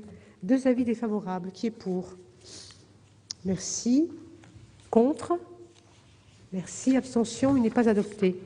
Le 94 présenté par monsieur Tandonnet. 2 avis défavorables. Qui est pour? Merci. Qui est contre? Merci, mes chers collègues. Abstention? Il n'est pas adopté. Le 331 rectifié et le 333, 2 avis défavorables. Qui est pour? Merci. Qui est contre? Merci. Et le 169 présenté par monsieur Cointat, 2 avis défavorables. Qui est pour? Merci. Contre? Merci. Abstention? Il n'est pas adopté. Le 30 rectifié, madame Bonnefoy, au nom de la commission des lois. Oui, le présent amendement reprend dans son esprit une disposition adoptée par le Sénat en première lecture, mais supprimée par les députés. Il s'agit de garantir aux justiciables la possibilité de contester devant le juge en charge de l'action de groupe le refus d'adhésion qui lui aurait été opposé par l'association ou le non-respect par cette dernière du mandat aux fins d'indemnisation auquel elle est tenue. En effet, toute la procédure repose sur le fait que l'association dirige l'action de groupe à la place des consommateurs lésés. Ceux-ci n'y participent qu'en rejoignant le groupe, et cette adhésion se traduit par un mandat donné à l'association pour s'occuper de leur indemnisation. L'accès au groupe est donc un point décisif. Or, en l'état du texte, aucun recours n'est ouvert pour les consommateurs contre le refus de leur adhésion au groupe que l'association leur opposerait ou la non prise en compte de leur demande d'indemnisation. Il est évidemment nécessaire que les consommateurs, ainsi doublement lésés, disposent d'un recours et qu'ils puissent se tourner vers le juge compétent pour connaître de l'action de groupe. C'est ce que propose le présent amendement en précisant que le recours ouvert au nouvel article L. 423-6 du Code de la consommation portera non seulement sur toutes les difficultés rencontrées lors de la mise en œuvre du jugement de responsabilité. Cette mise en œuvre s'étendrait, j'insiste sur ce point, de l'adhésion au groupe à la liquidation des préjudices. L'amendement modifie par ailleurs en conséquence l'intitulé de la section correspondante. Merci Madame Bonnefoy. L'avis de la Commission sur l'amendement de la Commission des lois. Avis favorable. Merci Monsieur le Ministre. Également un avis favorable à l'amendement de Madame Bonnefoy. Merci. S'il n'y a pas de demande d'explication de vote, je mets aux voix cet amendement présenté au nom de la Commission des lois. 2 avis favorables. Qui est pour? Merci. Contre? Abstention. Il est adopté. Le 95, Madame Dini, Monsieur Bonnefoy, Monsieur Tandonnet. Oui, Madame la Présidente. L'amendement 95, la question de la charge et du montant des frais honoraires liés au recouvrement dit amiable ou forcé est essentielle pour les consommateurs lésés. Il importe en effet de protéger les consommateurs en évitant qu'ils puissent être débiteurs de sommes dues au titre du recouvrement. En l'état actuel des textes, le consommateur demeure redevable des honoraires, je précise bien des honoraires dus en matière de recouvrement. Il importe que le consommateur qui pourrait être créancier de sommes de faible montant ne supporte aucun frais ou honoraire. Il convient toutefois de mettre systématiquement à la charge du professionnel la charge des frais et recouvrement d'exécution. C'est pourquoi cet amendement propose d'insérer dans le projet de loi une disposition prévoyant que l'intégralité des frais et des droits proportionnels de recouvrement ou d'encaissement prévus à l'article L111-8 du Code des procédures civiles d'exécution pour l'application de la procédure d'action de groupe est à la charge du professionnel visé. Merci, chers collègues. L'avis de la Commission sur cet amendement? Cet amendement prévoit que les frais de recouvrement et d'encaissement sont à la charge du professionnel condamné. Et c'est une intention tout à fait louable. Comme l'indique l'objet de ces amendements, l'article L141-6 du Code de la consommation permet déjà au juge de mettre à la charge du professionnel condamné l'intégralité des droits proportionnels de recouvrement ou d'encaissement. Mais l'amendement va plus loin en prévoyant l'automaticité de la mise à la charge du professionnel. Et là, nous préférons laisser la liberté au juge. Voilà, avis à la fois tout en comprenant, une bonne partie de l'amendement est satisfait, le reste, on le laisse à l'appréciation du juge. Avis défavorable. Vous demandez un retrait, monsieur le rapporteur? Monsieur le rapporteur, vous demandez un retrait? Retrait ou défavorable? Retrait ou défavorable. Merci, monsieur le ministre. Même avis. Même avis. Monsieur Tandonnet? Vous maintenez. Je le mets aux voix. 2 avis défavorables. Qui est pour?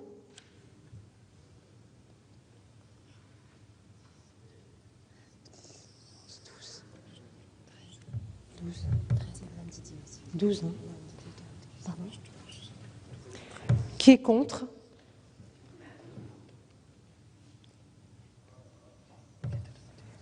Il est adopté. 6 amendements faisant l'objet d'une discussion commune. Monsieur Cointat, le 157. Madame la Présidente, Monsieur le Ministre, mes chers collègues, le projet de loi, dans sa version actuelle, précise que l'action de groupe ne peut être mise en œuvre dans le domaine de la concurrence tant que la décision déterminant la responsabilité due ou des professionnels est encore susceptible de recours. Or, nous l'avons vu tout à l'heure à l'occasion de la discussion d'un autre amendement, ces délais peuvent être très longs et même dépasser les 4 ans évoqués par notre collègue pour atteindre 5, 6, voire 7 ans. Or, vous le savez très bien, quand il y a un litige, la notion de preuve est fondamentale. Il est donc essentiel de sauvegarder ces preuves. Et donc, c'est le but de cet amendement qui tend à instaurer une possibilité pour le juge d'ordonner des mesures de conservation des preuves, qu'elles soient aux mains du professionnel ou des consommateurs, s'agissant des manquements dans le domaine de la concurrence. Et cela paraît indispensable si on veut permettre aux consommateurs de faire valoir véritablement leurs droits. Merci, monsieur Cointat. Le 140 rectifié, madame Lamure. Alors, cet amendement propose de revenir à la rédaction adoptée par l'Assemblée nationale en première lecture. En effet, en matière de concurrence, l'action de groupe doit être subséquente. Elle ne peut être introduite que sur le fondement d'une décision devenue définitive qui sanctionne une entreprise pour pratique anticoncurrentielle. Or, le texte actuel permet d'engager une action de groupe avant que la décision de l'autorité compétente ne soit devenue définitive. Cela pourrait donc avoir des conséquences en termes d'image pour l'entreprise, alors même que les manquements allégués par l'autorité de la concurrence ou la Commission européenne ne seraient pas confirmés. C'est pourquoi l'amendement propose de revenir à une rédaction qui permet l'introduction d'une action de groupe en matière de concurrence sur le fondement d'une décision définitive. Merci, Madame Lamure. Le 37, Monsieur Mézard. Oui, Madame la Présidente, Monsieur le Ministre, mes chers collègues, cet amendement 37 concerne les actions de groupe dans le domaine de la concurrence.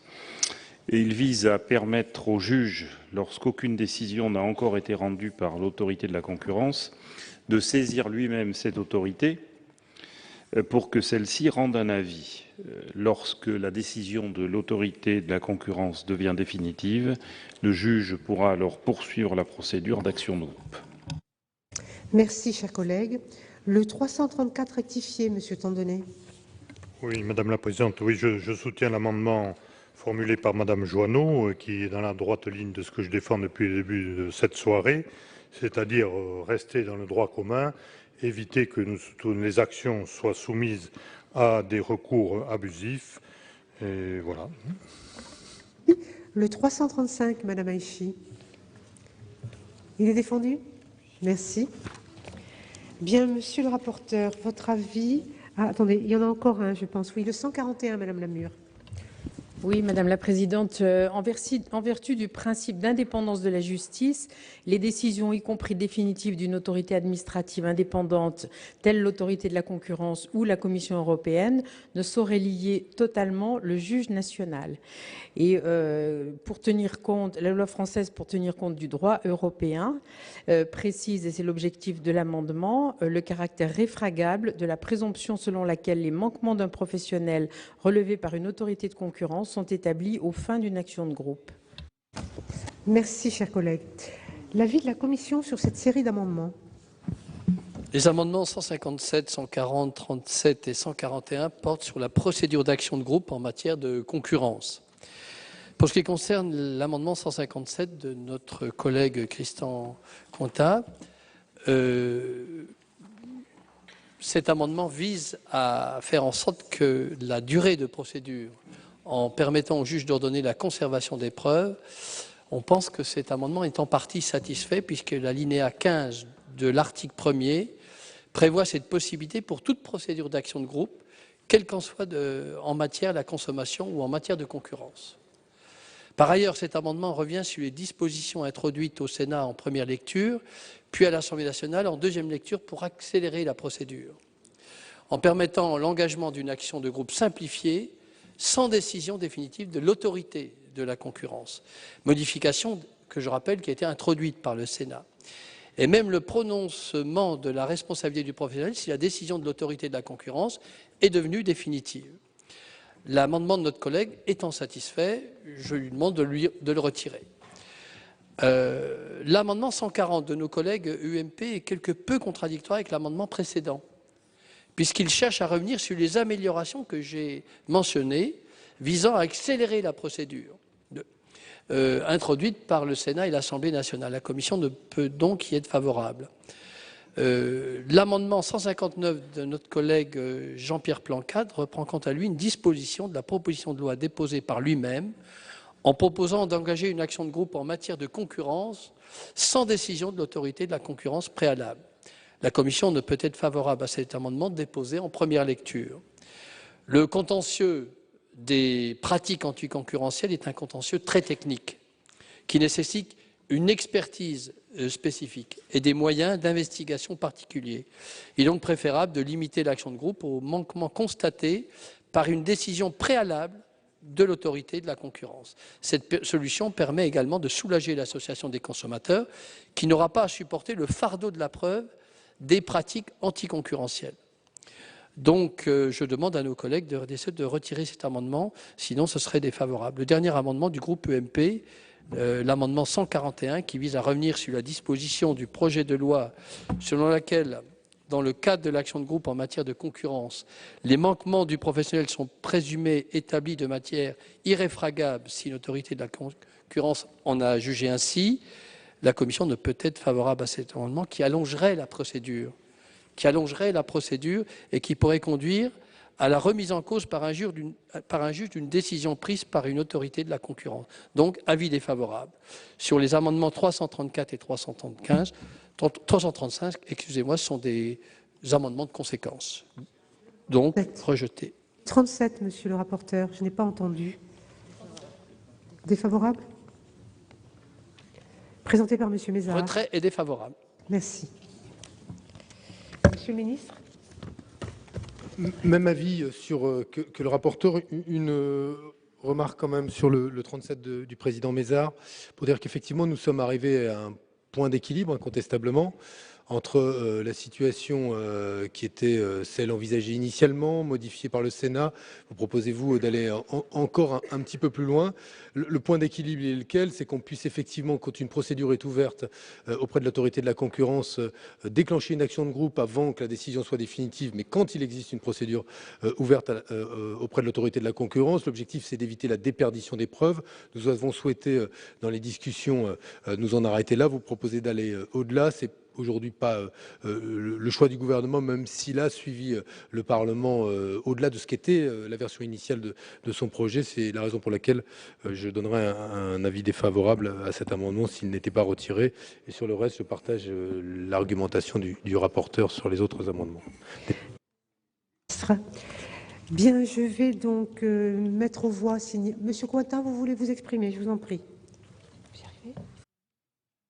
Oui, Madame la Présidente, Monsieur le Ministre, je voulais dire que j'ai relu attentivement l'alinéa 15 de l'article 1er et donc je veux bien m'aligner sur les propos du rapporteur et donc je retire l'amendement. Je vous remercie, chers collègues. Le 140 rectifié présenté par Madame Lamure, 2 avis défavorables. Qui est pour? Merci. Qui est contre? Merci, chers collègues. Abstention? Il n'est pas adopté. Le 37 de notre collègue, le président Mézard, 2 avis défavorables. Vous le retirez, merci. Le 334 rectifié et le 335 Tandonnet Aïchi, 2 avis défavorables. Qui est pour? Merci. Contre? Merci, chers collègues. Abstention? Ils ne sont pas adoptés. Le 141 présenté par Madame Lamure, 2 avis défavorables. Qui est pour? 5. Merci. Contre? Merci. Abstention? Ils ne sont pas adoptés. Je vais mettre aux voix l'article 1er. Qui est pour voter l'article 1er? Un vote sur article, mes chers collègues. Merci. Qui est contre? Abstention? Merci. L'article est adopté. Nous entamons l'article 2. L'amendement 96. Monsieur Tandonnet, vous le présentez? Merci Madame la Présidente. Donc, cet amendement a pour objet de supprimer la désignation de tribunaux spécialisés pour traiter des actions de groupe. Je vous l'avais déjà présenté en première lecture et le Sénat l'avait adopté à une large majorité. Malheureusement, une fois de plus, les députés n'ont pas entendu notre voix et n'ont surtout pas entendu la voix des territoires. Cette mesure est typiquement une proposition qui peut et qui doit faire exister notre Haute Assemblée face à l'Assemblée nationale. Pourquoi créer des tribunaux de grande instance spécialisés? Pourquoi créer ces tribunaux d'exception? Comme je le rappelais en discussion générale, je suis contre la spécialisation de quelques tribunaux de grande instance. Cela aurait plusieurs conséquences négatives que je vais vous lister. Une spécialisation inutile car tous les tribunaux de grande instance sont capables de traiter des affaires de droit de la consommation aujourd'hui. D'ailleurs, c'est leur quotidien. On ne crée pas ici un droit nouveau. L'éloignement de la justice alors qu'on est sur une matière qui touche tous les Français, tous les consommateurs ordinaires, souvent pour des procès collectifs mais à visée locale ou régionale. Une source de contentieux nouvelle que ne manqueront pas d'exploiter les juristes spécialisés, souvent au détriment du consommateur avec des exceptions de procédure sur la compétence. des contentieux locaux à délocaliser sur des métropoles régionales et éloignées des affaires traitées. Il faut bien avoir à l'esprit que les actions de groupe ne sont pas réservées à de grandes affaires qui ne manqueront pas de défrayer la chronique, sur des opérateurs téléphoniques par exemple, mais il y aura aussi des affaires locales. Selon le rapport de nos collègues, seulement 8 tribunaux seraient spécialisés en actions de groupe, dont 7 en métropole et uniquement 1 en outre-mer. C'est une manière d'éloigner encore la justice des citoyens et ce n'est à mon avis pas tenable. Donc je vous propose de supprimer ces TJ spécialisés, de revenir au droit commun pour l'action de groupe. Et puis si on raisonne un peu plus loin, on a dit qu'on ferait des actions de groupe en matière environnementale, en matière de santé. Donc encore de nouveaux tribunaux spécialisés pour ces actions de groupe en matière environnementale ou de santé. Je pense que ce n'est pas tenable. Merci, chers collègues. L'avis de la commission sur l'amendement 96. Cet amendement reprend un amendement déposé en première lecture et adopté par le Sénat, je dois le dire, contre l'avis du gouvernement et celui de la commission.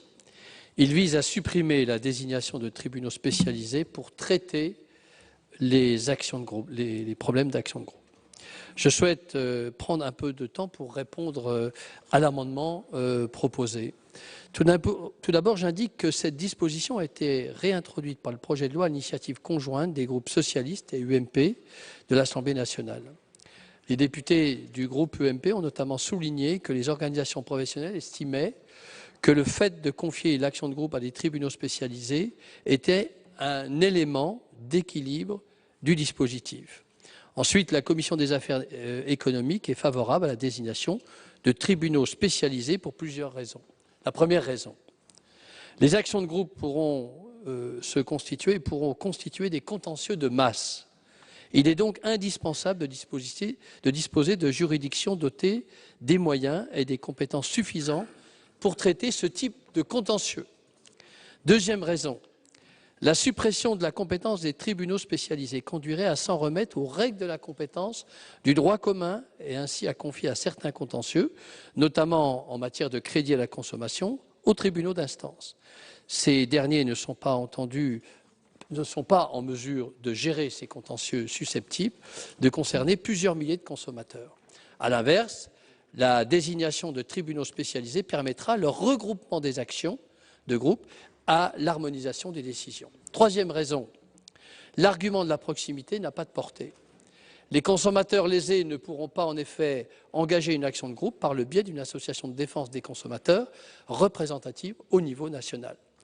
Je rappelle que le rapport 2010 de la commission des lois de Richard Youn et Laurent Béteille, qui fait référence aujourd'hui, recommandait de faire relever les actions de groupe et la compétence à un nombre limité de tribunaux de grande instance spécialisés. C'était une proposition déjà à l'époque. Nos collègues indiquaient, dans un souci de rationalisation des compétences et des moyens, il serait pertinent de réserver la compétence en matière d'action de groupe à un nombre limité de tribunaux spécialisés. Les greffes disposeraient d'une taille suffisante pour traiter les procédures les plus massives et les juges développeraient une expertise particulière.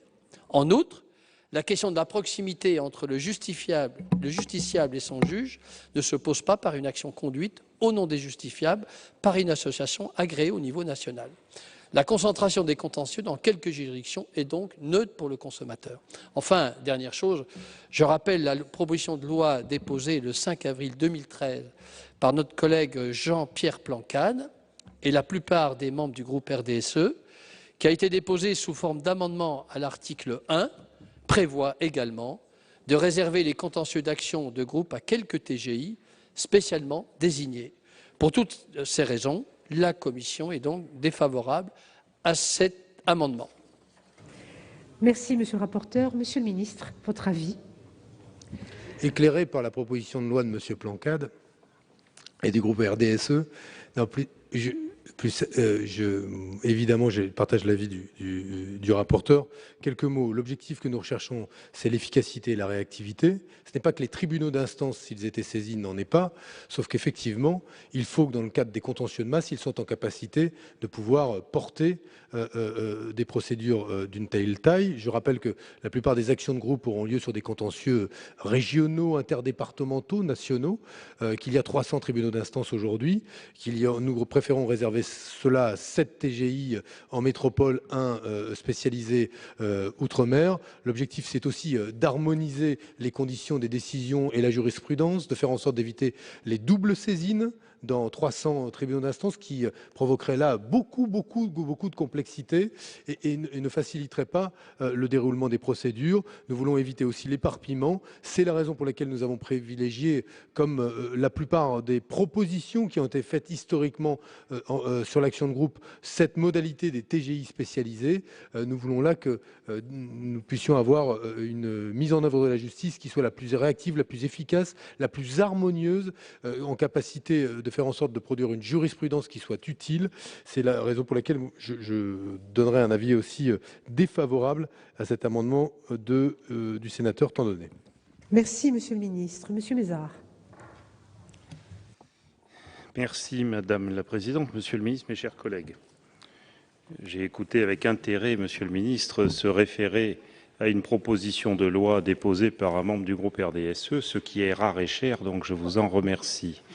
Ceci étant, il peut arriver que sur un élément d'une proposition de loi, on puisse se rendre compte à la lecture d'un certain nombre d'éléments et des interventions des uns et des autres qu'une solution différente serait préférable.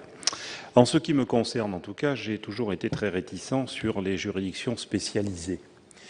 On est en train, au fil des mois, de multiplier les juridictions spécialisées. Ce n'est pas une bonne chose, parce que là, ce sont les actions de groupe. On sait qu'on a récemment eu, il me semble, un procureur financier. On a une multiplication de systèmes spéciaux qui sont contraires à une bonne administration de la justice et qui, en outre, ont une conséquence évidente et très négative en ce qui concerne l'aménagement du territoire, Monsieur le Ministre. Nous avons déjà des déserts médicaux. Au train où on va, vous êtes en train de créer, quand je dis vous, c'est le gouvernement, mais le précédent en avait autant à son crédit, ou à son débit plutôt, on est en train de créer des déserts juridiques. Nous avons besoin, Monsieur le Ministre, dans tous nos territoires, de matières grises, d'intelligence, de professionnels. Et vous êtes en train de faire en sorte qu'on vide ces territoires. Et ici, vous êtes dans une assemblée qui, encore pour quelque temps, représente les collectivités locales et les territoires. Et oui, enfin ça, vous savez, c'est pas les urbains qui vont nous expliquer comment ça marche dans nos territoires enclavés. Enfin, pas encore en tout cas.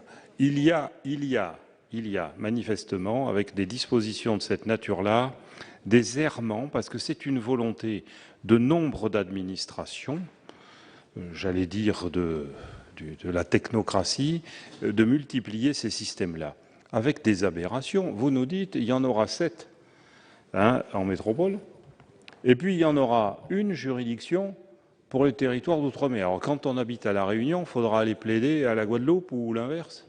Mais qu'est-ce que c'est que ça? Franchement, il manque que Clipperton. Installez-la à Clipperton. Sinon, je peux vous conseiller Crozet, Saint-Paul, Amsterdam ou les Kerguelen. Au moins, ça mettra un peu d'animation. Mais franchement, je crois que c'est une très mauvaise chose. Nos juridictions, les magistrats, ils sont formés normalement de la même manière par l'École nationale de la magistrature.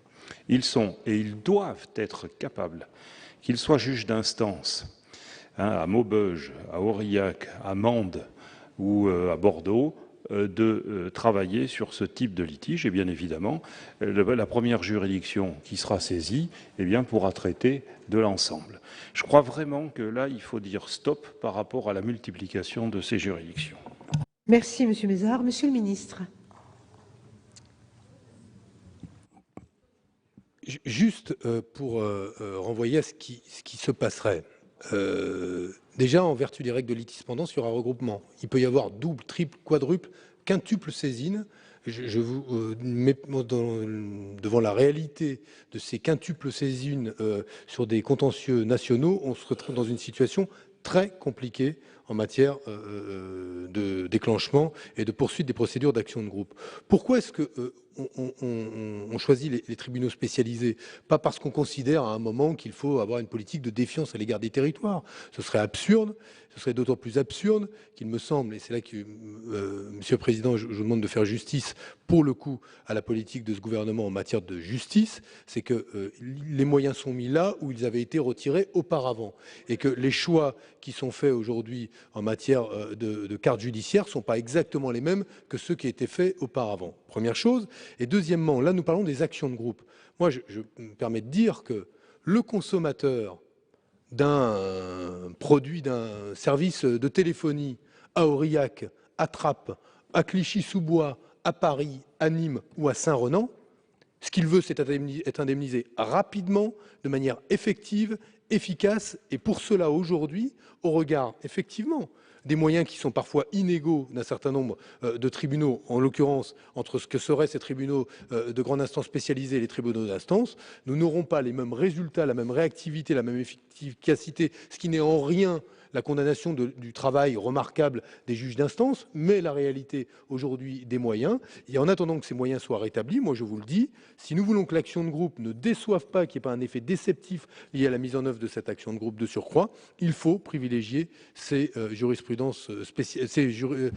spécialisées. Et en l'occurrence, c'est le choix du gouvernement que de vous proposer ces TGI. Là, nous prenons sinon, à mes yeux, au regard aujourd'hui de l'organisation de notre carte judiciaire, des risques que la justice soit beaucoup moins efficace qu'elle ne pourrait l'être grâce au TGI. Merci, Monsieur le Ministre. Monsieur Tandonnet. Oui, moi je veux répondre à deux arguments. Celui de dire que le tribunal de grande instance ordinaire n'aurait pas les moyens. Le propre d'une action de groupe, c'est justement de regrouper toutes les victimes et de n'engager qu'une seule procédure devant le tribunal.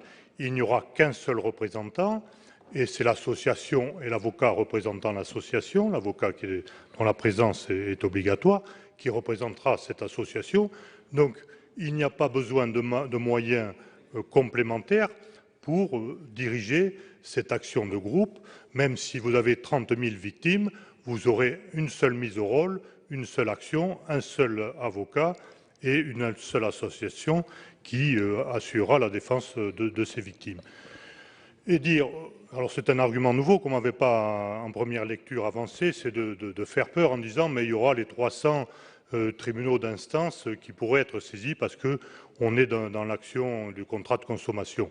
Il ne faut pas oublier que le tribunal de grande instance est saisi obligatoirement dès que l'intérêt du litige dépasse 10 000 ou 15 000 euros. Voilà, donc c'est le tribunal de grande instance qui sera normalement saisi. Et si jamais le tribunal d'instance devait être saisi, il ne faut pas oublier que c'est justement le spécialiste du droit de la consommation et que, en attendant des lois sur la protection des consommateurs comme celle d'aujourd'hui, les tribunaux d'instance ont été les précurseurs pour défendre les consommateurs et c'est vraiment d'être ingrat aujourd'hui de leur sortir de cette compétence. Et je répète encore que le droit commun s'applique devant tous les tribunaux, qu'il n'y a rien de dérogatoire à ce droit commun et que donc les tribunaux ordinaires sont bien compétents pour examiner ces demandes. Merci, cher collègue. Monsieur Mazars. Oui, Madame le Président, Monsieur le Ministre, pour rejoindre donc les propos qui ont été ceux donc de mes prédécesseurs, je ne comprends pas tellement l'argumentation du gouvernement, puisque aujourd'hui, à la limite, ce n'est pas une opposition entre l'ETI, le tribunal d'instance, et le tribunal de grande instance. Si vous voulez que cette matière ressort de la compétence du tribunal de grande instance, il n'y a pas de difficulté. Ce que nous contestons, c'est le fait qu'on demande à seulement 8 TGI de s'occuper de l'ensemble de ce contentieux, alors que tous les TGI de France et d'outre-mer seraient en capacité pour nous de gérer ce type de contentieux. Moi, je ferai crédit pour le coup à ce gouvernement qui a remaillé le territoire donc en redéployant des moyens qui avaient été enlevés par le précédent gouvernement. Je crois que justement c'est un signe fort de vouloir donc redonner du contenu donc dans tous les départements en matière de justice. Ce serait dommage aujourd'hui donc finalement de faire marche arrière sur un type de contentieux qui, à mon avis, a vocation à être traité par tous les tribunaux. Et puis un dernier mot, on a bien vu justement à l'occasion du redéploiement des moyens donc sur l'ensemble du territoire avec la réouverture de certaines TGI comme Tulle ou Saint-Gaudens, ça a été cité à l'instant, ou la création de chambres délocalisées comme ce sera le cas dans mon département à Millau. On a bien vu qu'à ce moment-là, donc les études démontraient que c'était dans les petites juridictions, pour le coup, que les délais d'évacuation étaient meilleurs. Donc l'argument qui est de dire les grands tribunaux auront plus de moyens, il n'est pas du tout recevable puisqu'aujourd'hui, les petits TGI, donc dans les départements dits ruraux, démontrent que les dossiers sortent très bien et avec des délais tout à fait raisonnables. Et puis un dernier mot sur ce sujet. Aujourd'hui, malgré le fait qu'il va y avoir plusieurs consommateurs qui vont actionner, ils vont le faire par le biais d'une association. Donc on va avoir un dossier. Ce sera le dossier de l'association contre tel industriel ou tel professionnel. Et ce ne sera pas, pour le coup, une multiplicité de nouveaux dossiers. Donc voilà. Donc je crois qu'aujourd'hui, sur le plan purement technique et au plan de la pratique judiciaire, il n'y a aucun argument qui peut s'opposer à ce que tous les tribunaux connaissent de ce type de contentieux. Le premier tribunal saisi connaîtra de tout le contentieux qui pourra s'élever en la matière sur le territoire national.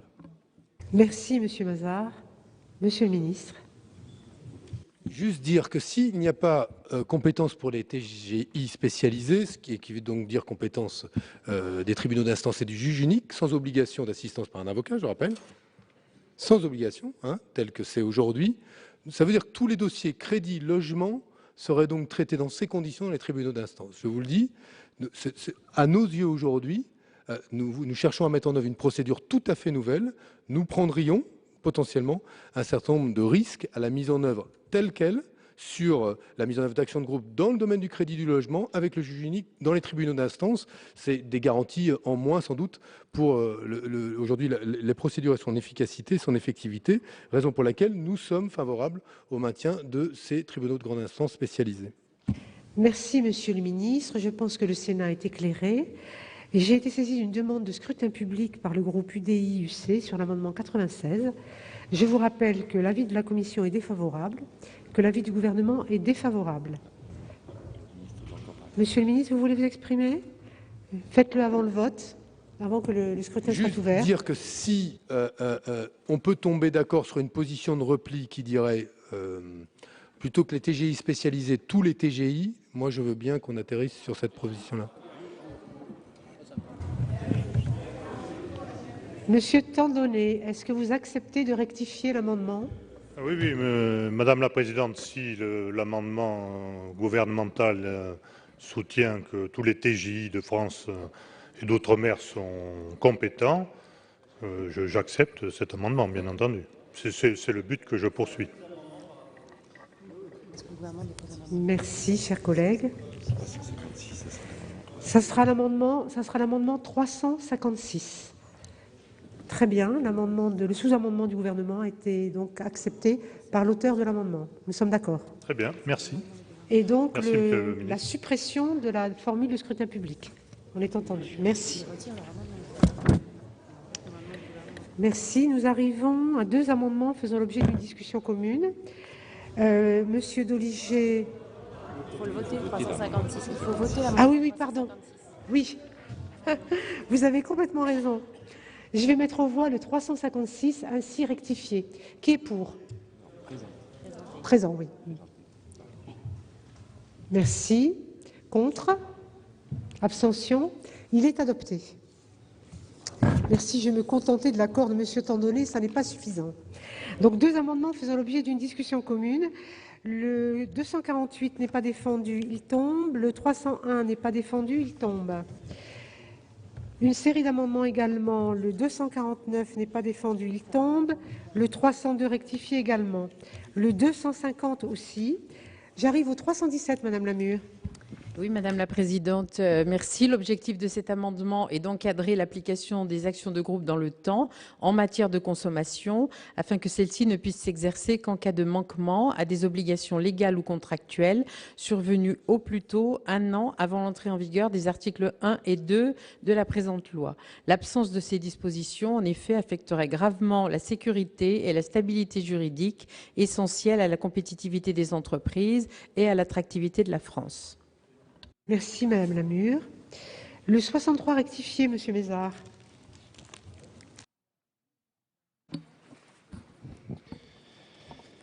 Oui, Madame la Présidente, Monsieur le Ministre, mes chers collègues, la majorité des amendements déposés sur cet article 2 en deuxième lecture concerne l'entrée en vigueur et l'application dans le temps du dispositif d'action de groupe institué par le projet de loi. Notre amendement vise lui aussi à limiter la rétroactivité de l'action de groupe en ne permettant l'introduction d'une action de groupe que pour des manquements qui sont intervenus au plus tôt 2 ans avant l'entrée en vigueur de la loi. Dans la mesure où la rétroactivité du dispositif ne serait pas encadrée à l'heure actuelle dans le projet de loi, cette précision nous semble utile et même nécessaire pour garantir la sécurité juridique de l'action de groupe. Et je dis ça sous réserve des explications qui pourront nous être apportées par Monsieur le ministre. Merci, Monsieur Mézard. Madame Lamure, le 316. Oui, Madame la Présidente, il s'agit à travers cet amendement d'encadrer dans le temps l'application des actions de groupe en matière de consommation.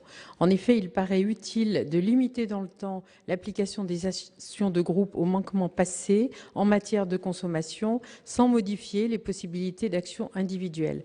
Là encore, l'absence de dispositions en la matière affecterait gravement la sécurité et la stabilité juridique essentielles à la compétitivité des entreprises et à l'attractivité de la France. Merci, Madame Lamure. Celui-là, c'est bon.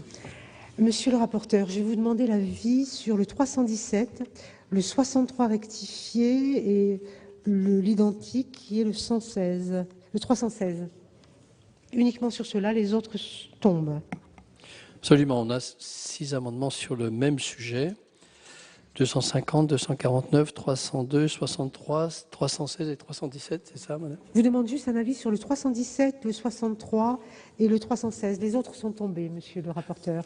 Alors, sur le 317, c'est un amendement qui correspond au même esprit, prévoyant que toute action de groupe ne peut être engagée que pour des manquements survenus au plus tôt 1 an avant l'entrée en vigueur de la loi. La Commission n'est pas favorable à ces amendements. L'article 1er est créé par les nouveaux manquements ou de nouvelles peines. Il institue juste une nouvelle procédure pour sanctionner des manquements qui sont déjà sanctionnables aujourd'hui par le biais d'actions individuelles. Autrement dit, si nous votions ces amendements, il s'agirait d'une forme d'amnistie. Et je rappelle enfin que si l'action de groupe s'appliquera à des manquements intérieurs à la publication de la loi, elle ne s'appliquera pas aux manquements qui ne sont pas prescrits, autrement dit les manquements qui ont eu lieu depuis 5 ans, parce qu'il y aura prescription.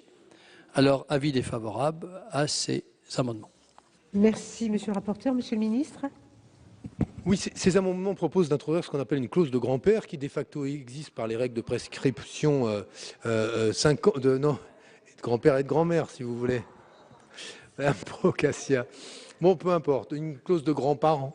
En quelque sorte. En tout cas, de 1 ou 2 ans, en l'occurrence, elle existe déjà à travers les règles de prescription et qui sont de 5 ans.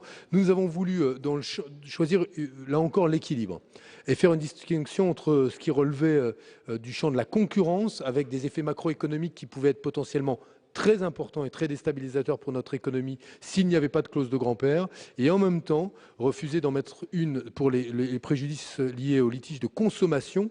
Pourquoi? Parce que là, nous n'avons pas les mêmes effets macroéconomiques. Par contre, je vous l'indique, si jamais cette clause était mise en œuvre, il y aurait des affaires qui pourraient être jugées rapidement, permettre une indemnisation importante d'un certain nombre de nos compatriotes consommateurs, qui les amènerait donc à perdre le bénéfice de l'indemnisation du préjudice qu'ils ont subi et qui ne manquerait pas de nourrir leur ressentiment à l'égard de leur représentation nationale. Je vous le dis, au regard d'un certain nombre de cas qu'on peut aujourd'hui intuiter par rapport à des affaires relativement récentes, raison pour laquelle le choix du gouvernement, c'est l'équilibre, une clause de grand-père dans le champ de la concurrence, pas de clause de grand-père dans le champ de la consommation, dans le champ de la concurrence en raison des effets macroéconomiques potentiellement très déstabilisateurs. Mais je le dis, il n'y a pas de problème de rétroactivité puisqu'il s'agit d'une règle procédurale nouvelle et qu'elle n'entre pas dans le champ de la rétroactivité qui est interdite. C'est la raison pour laquelle l'avis du gouvernement sera défavorable, sauf évidemment retrait de votre part de ces amendements à partir de l'argumentation qui a été celle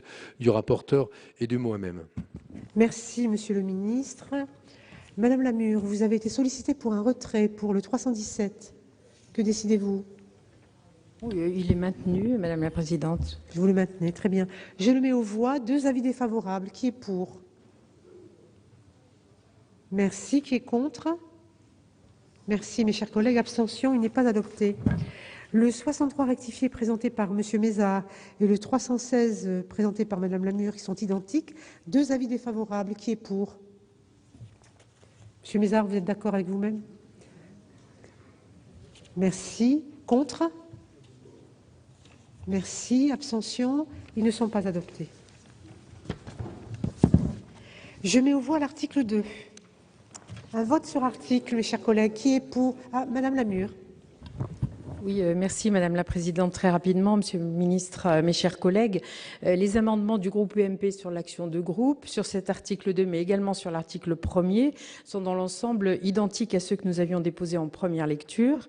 Nous avons toutefois choisi de ne pas déposer certains d'entre eux. Je pense notamment à celui qui préconisait de limiter l'action de groupe à un groupe significatif et identifiable de consommateurs. Monsieur le rapporteur nous avait alors répondu que cette précision n'était justement pas assez précise juridiquement. C'est un argument que nous avons bien pris en compte. Mais pour tous les autres amendements, le choix de déposer de nouveau s'est imposé à nous parce que nous considérons que les réponses et du rapporteur et du ministre étaient insuffisantes en ce qui concerne l'encadrement des mesures de publicité à la charge du professionnel, de même sur la procédure d'action de groupe simplifiée. Nous pensons que les mesures de publicité ne protègent pas suffisamment la réputation des entreprises et nous pensons que l'action de groupe simplifiée ne présente aucune garantie, notamment en matière de droit de la défense, et que cette procédure deviendra la procédure de droit commun. Alors je voudrais répondre à la critique qui nous a été faite, selon laquelle nous voudrions une action de groupe à minima. Il y a là une contradiction. Comment, en effet, des amendements essentiellement rédactionnels peuvent-ils casser l'action de groupe? Pourquoi penser que l'encadrement des mesures de publicité à la charge du professionnel est une exigence trop intrusive pour les juges? Il est encore du ressort du législateur de s'assurer que la loi est bien appliquée selon sa volonté. Enfin, notre seule véritable exigence de fond est la suppression de l'action de groupe simplifiée. Mais ne nous répondez pas qu'en supprimant l'action de groupe simplifiée, on dénature le texte. C'est justement l'action de groupe simplifiée qui dénature le projet de loi initial. Je répète, cette procédure a été intégrée par amendement en première lecture à l'Assemblée nationale. Aussi, je regrette que nous ne puissions pas nous entendre sur cette procédure d'action de groupe. La non-suppression de l'action de groupe simplifiée aura été pour nous déterminante. L'avancée sur les droits des consommateurs que représente l'action de groupe ne saurait méconnaître les droits de la défense. C'est pourquoi je vous confirme que nous sommes défavorables à cet article 2 comme nous l'étions à l'article 1er. Merci Madame Lamure. Y a-t-il d'autres demandes de parole avant le vote de l'article? Je n'en vois pas. Je vais mettre l'article aux voix. Qui est pour voter l'article 2? Merci. Qui est contre? Merci. Abstention? L'article 2 est adopté. Après l'article 2, un amendement 247. Madame Aïchi.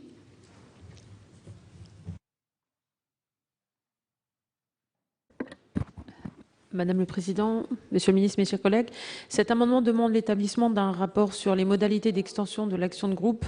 En effet, c'est l'introduction de l'action de groupe en droit français qui constitue une avancée attendue depuis longtemps, ouvre la voie à un droit nouveau et permet une protection indispensable pour le citoyen consommateur.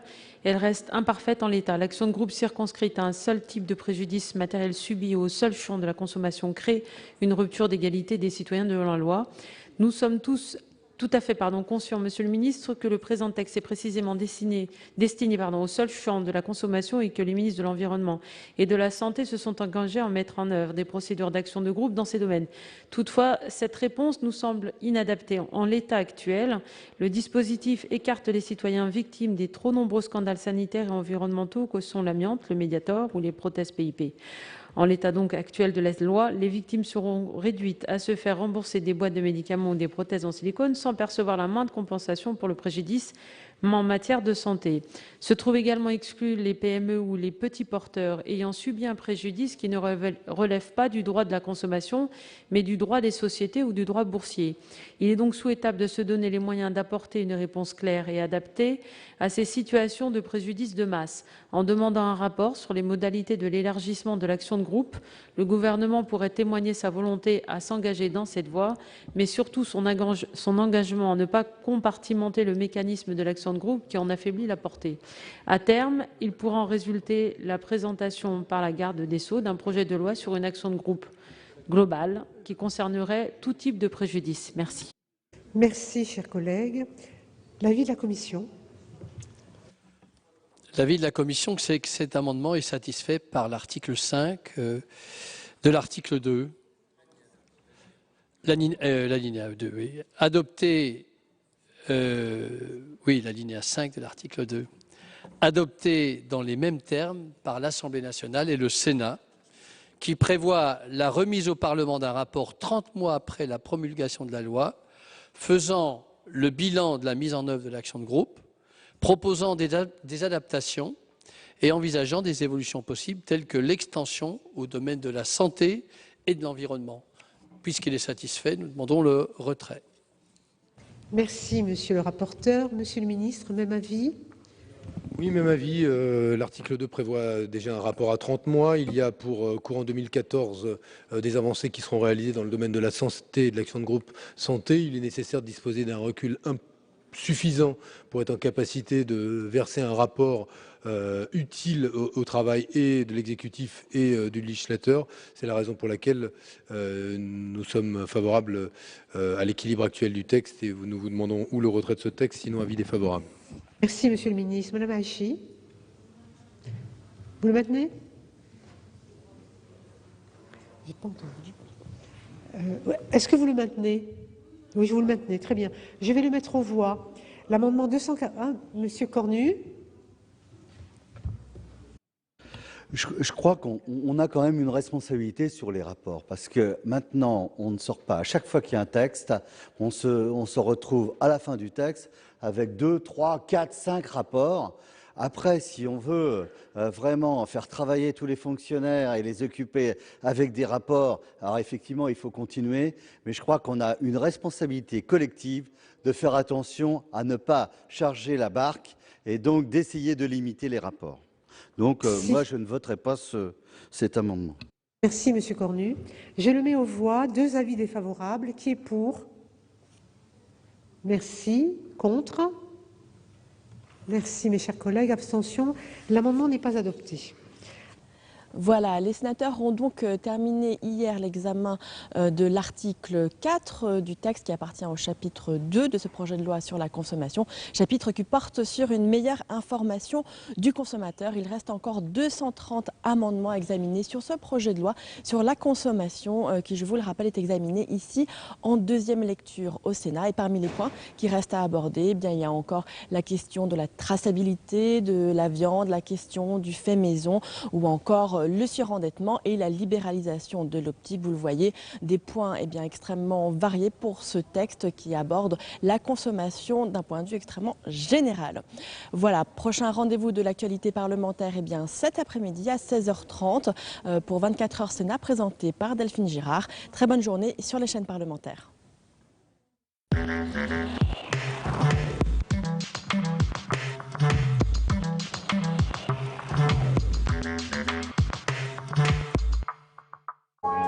Le Club des municipales, c'est le rendez-vous dédié aux élections municipales.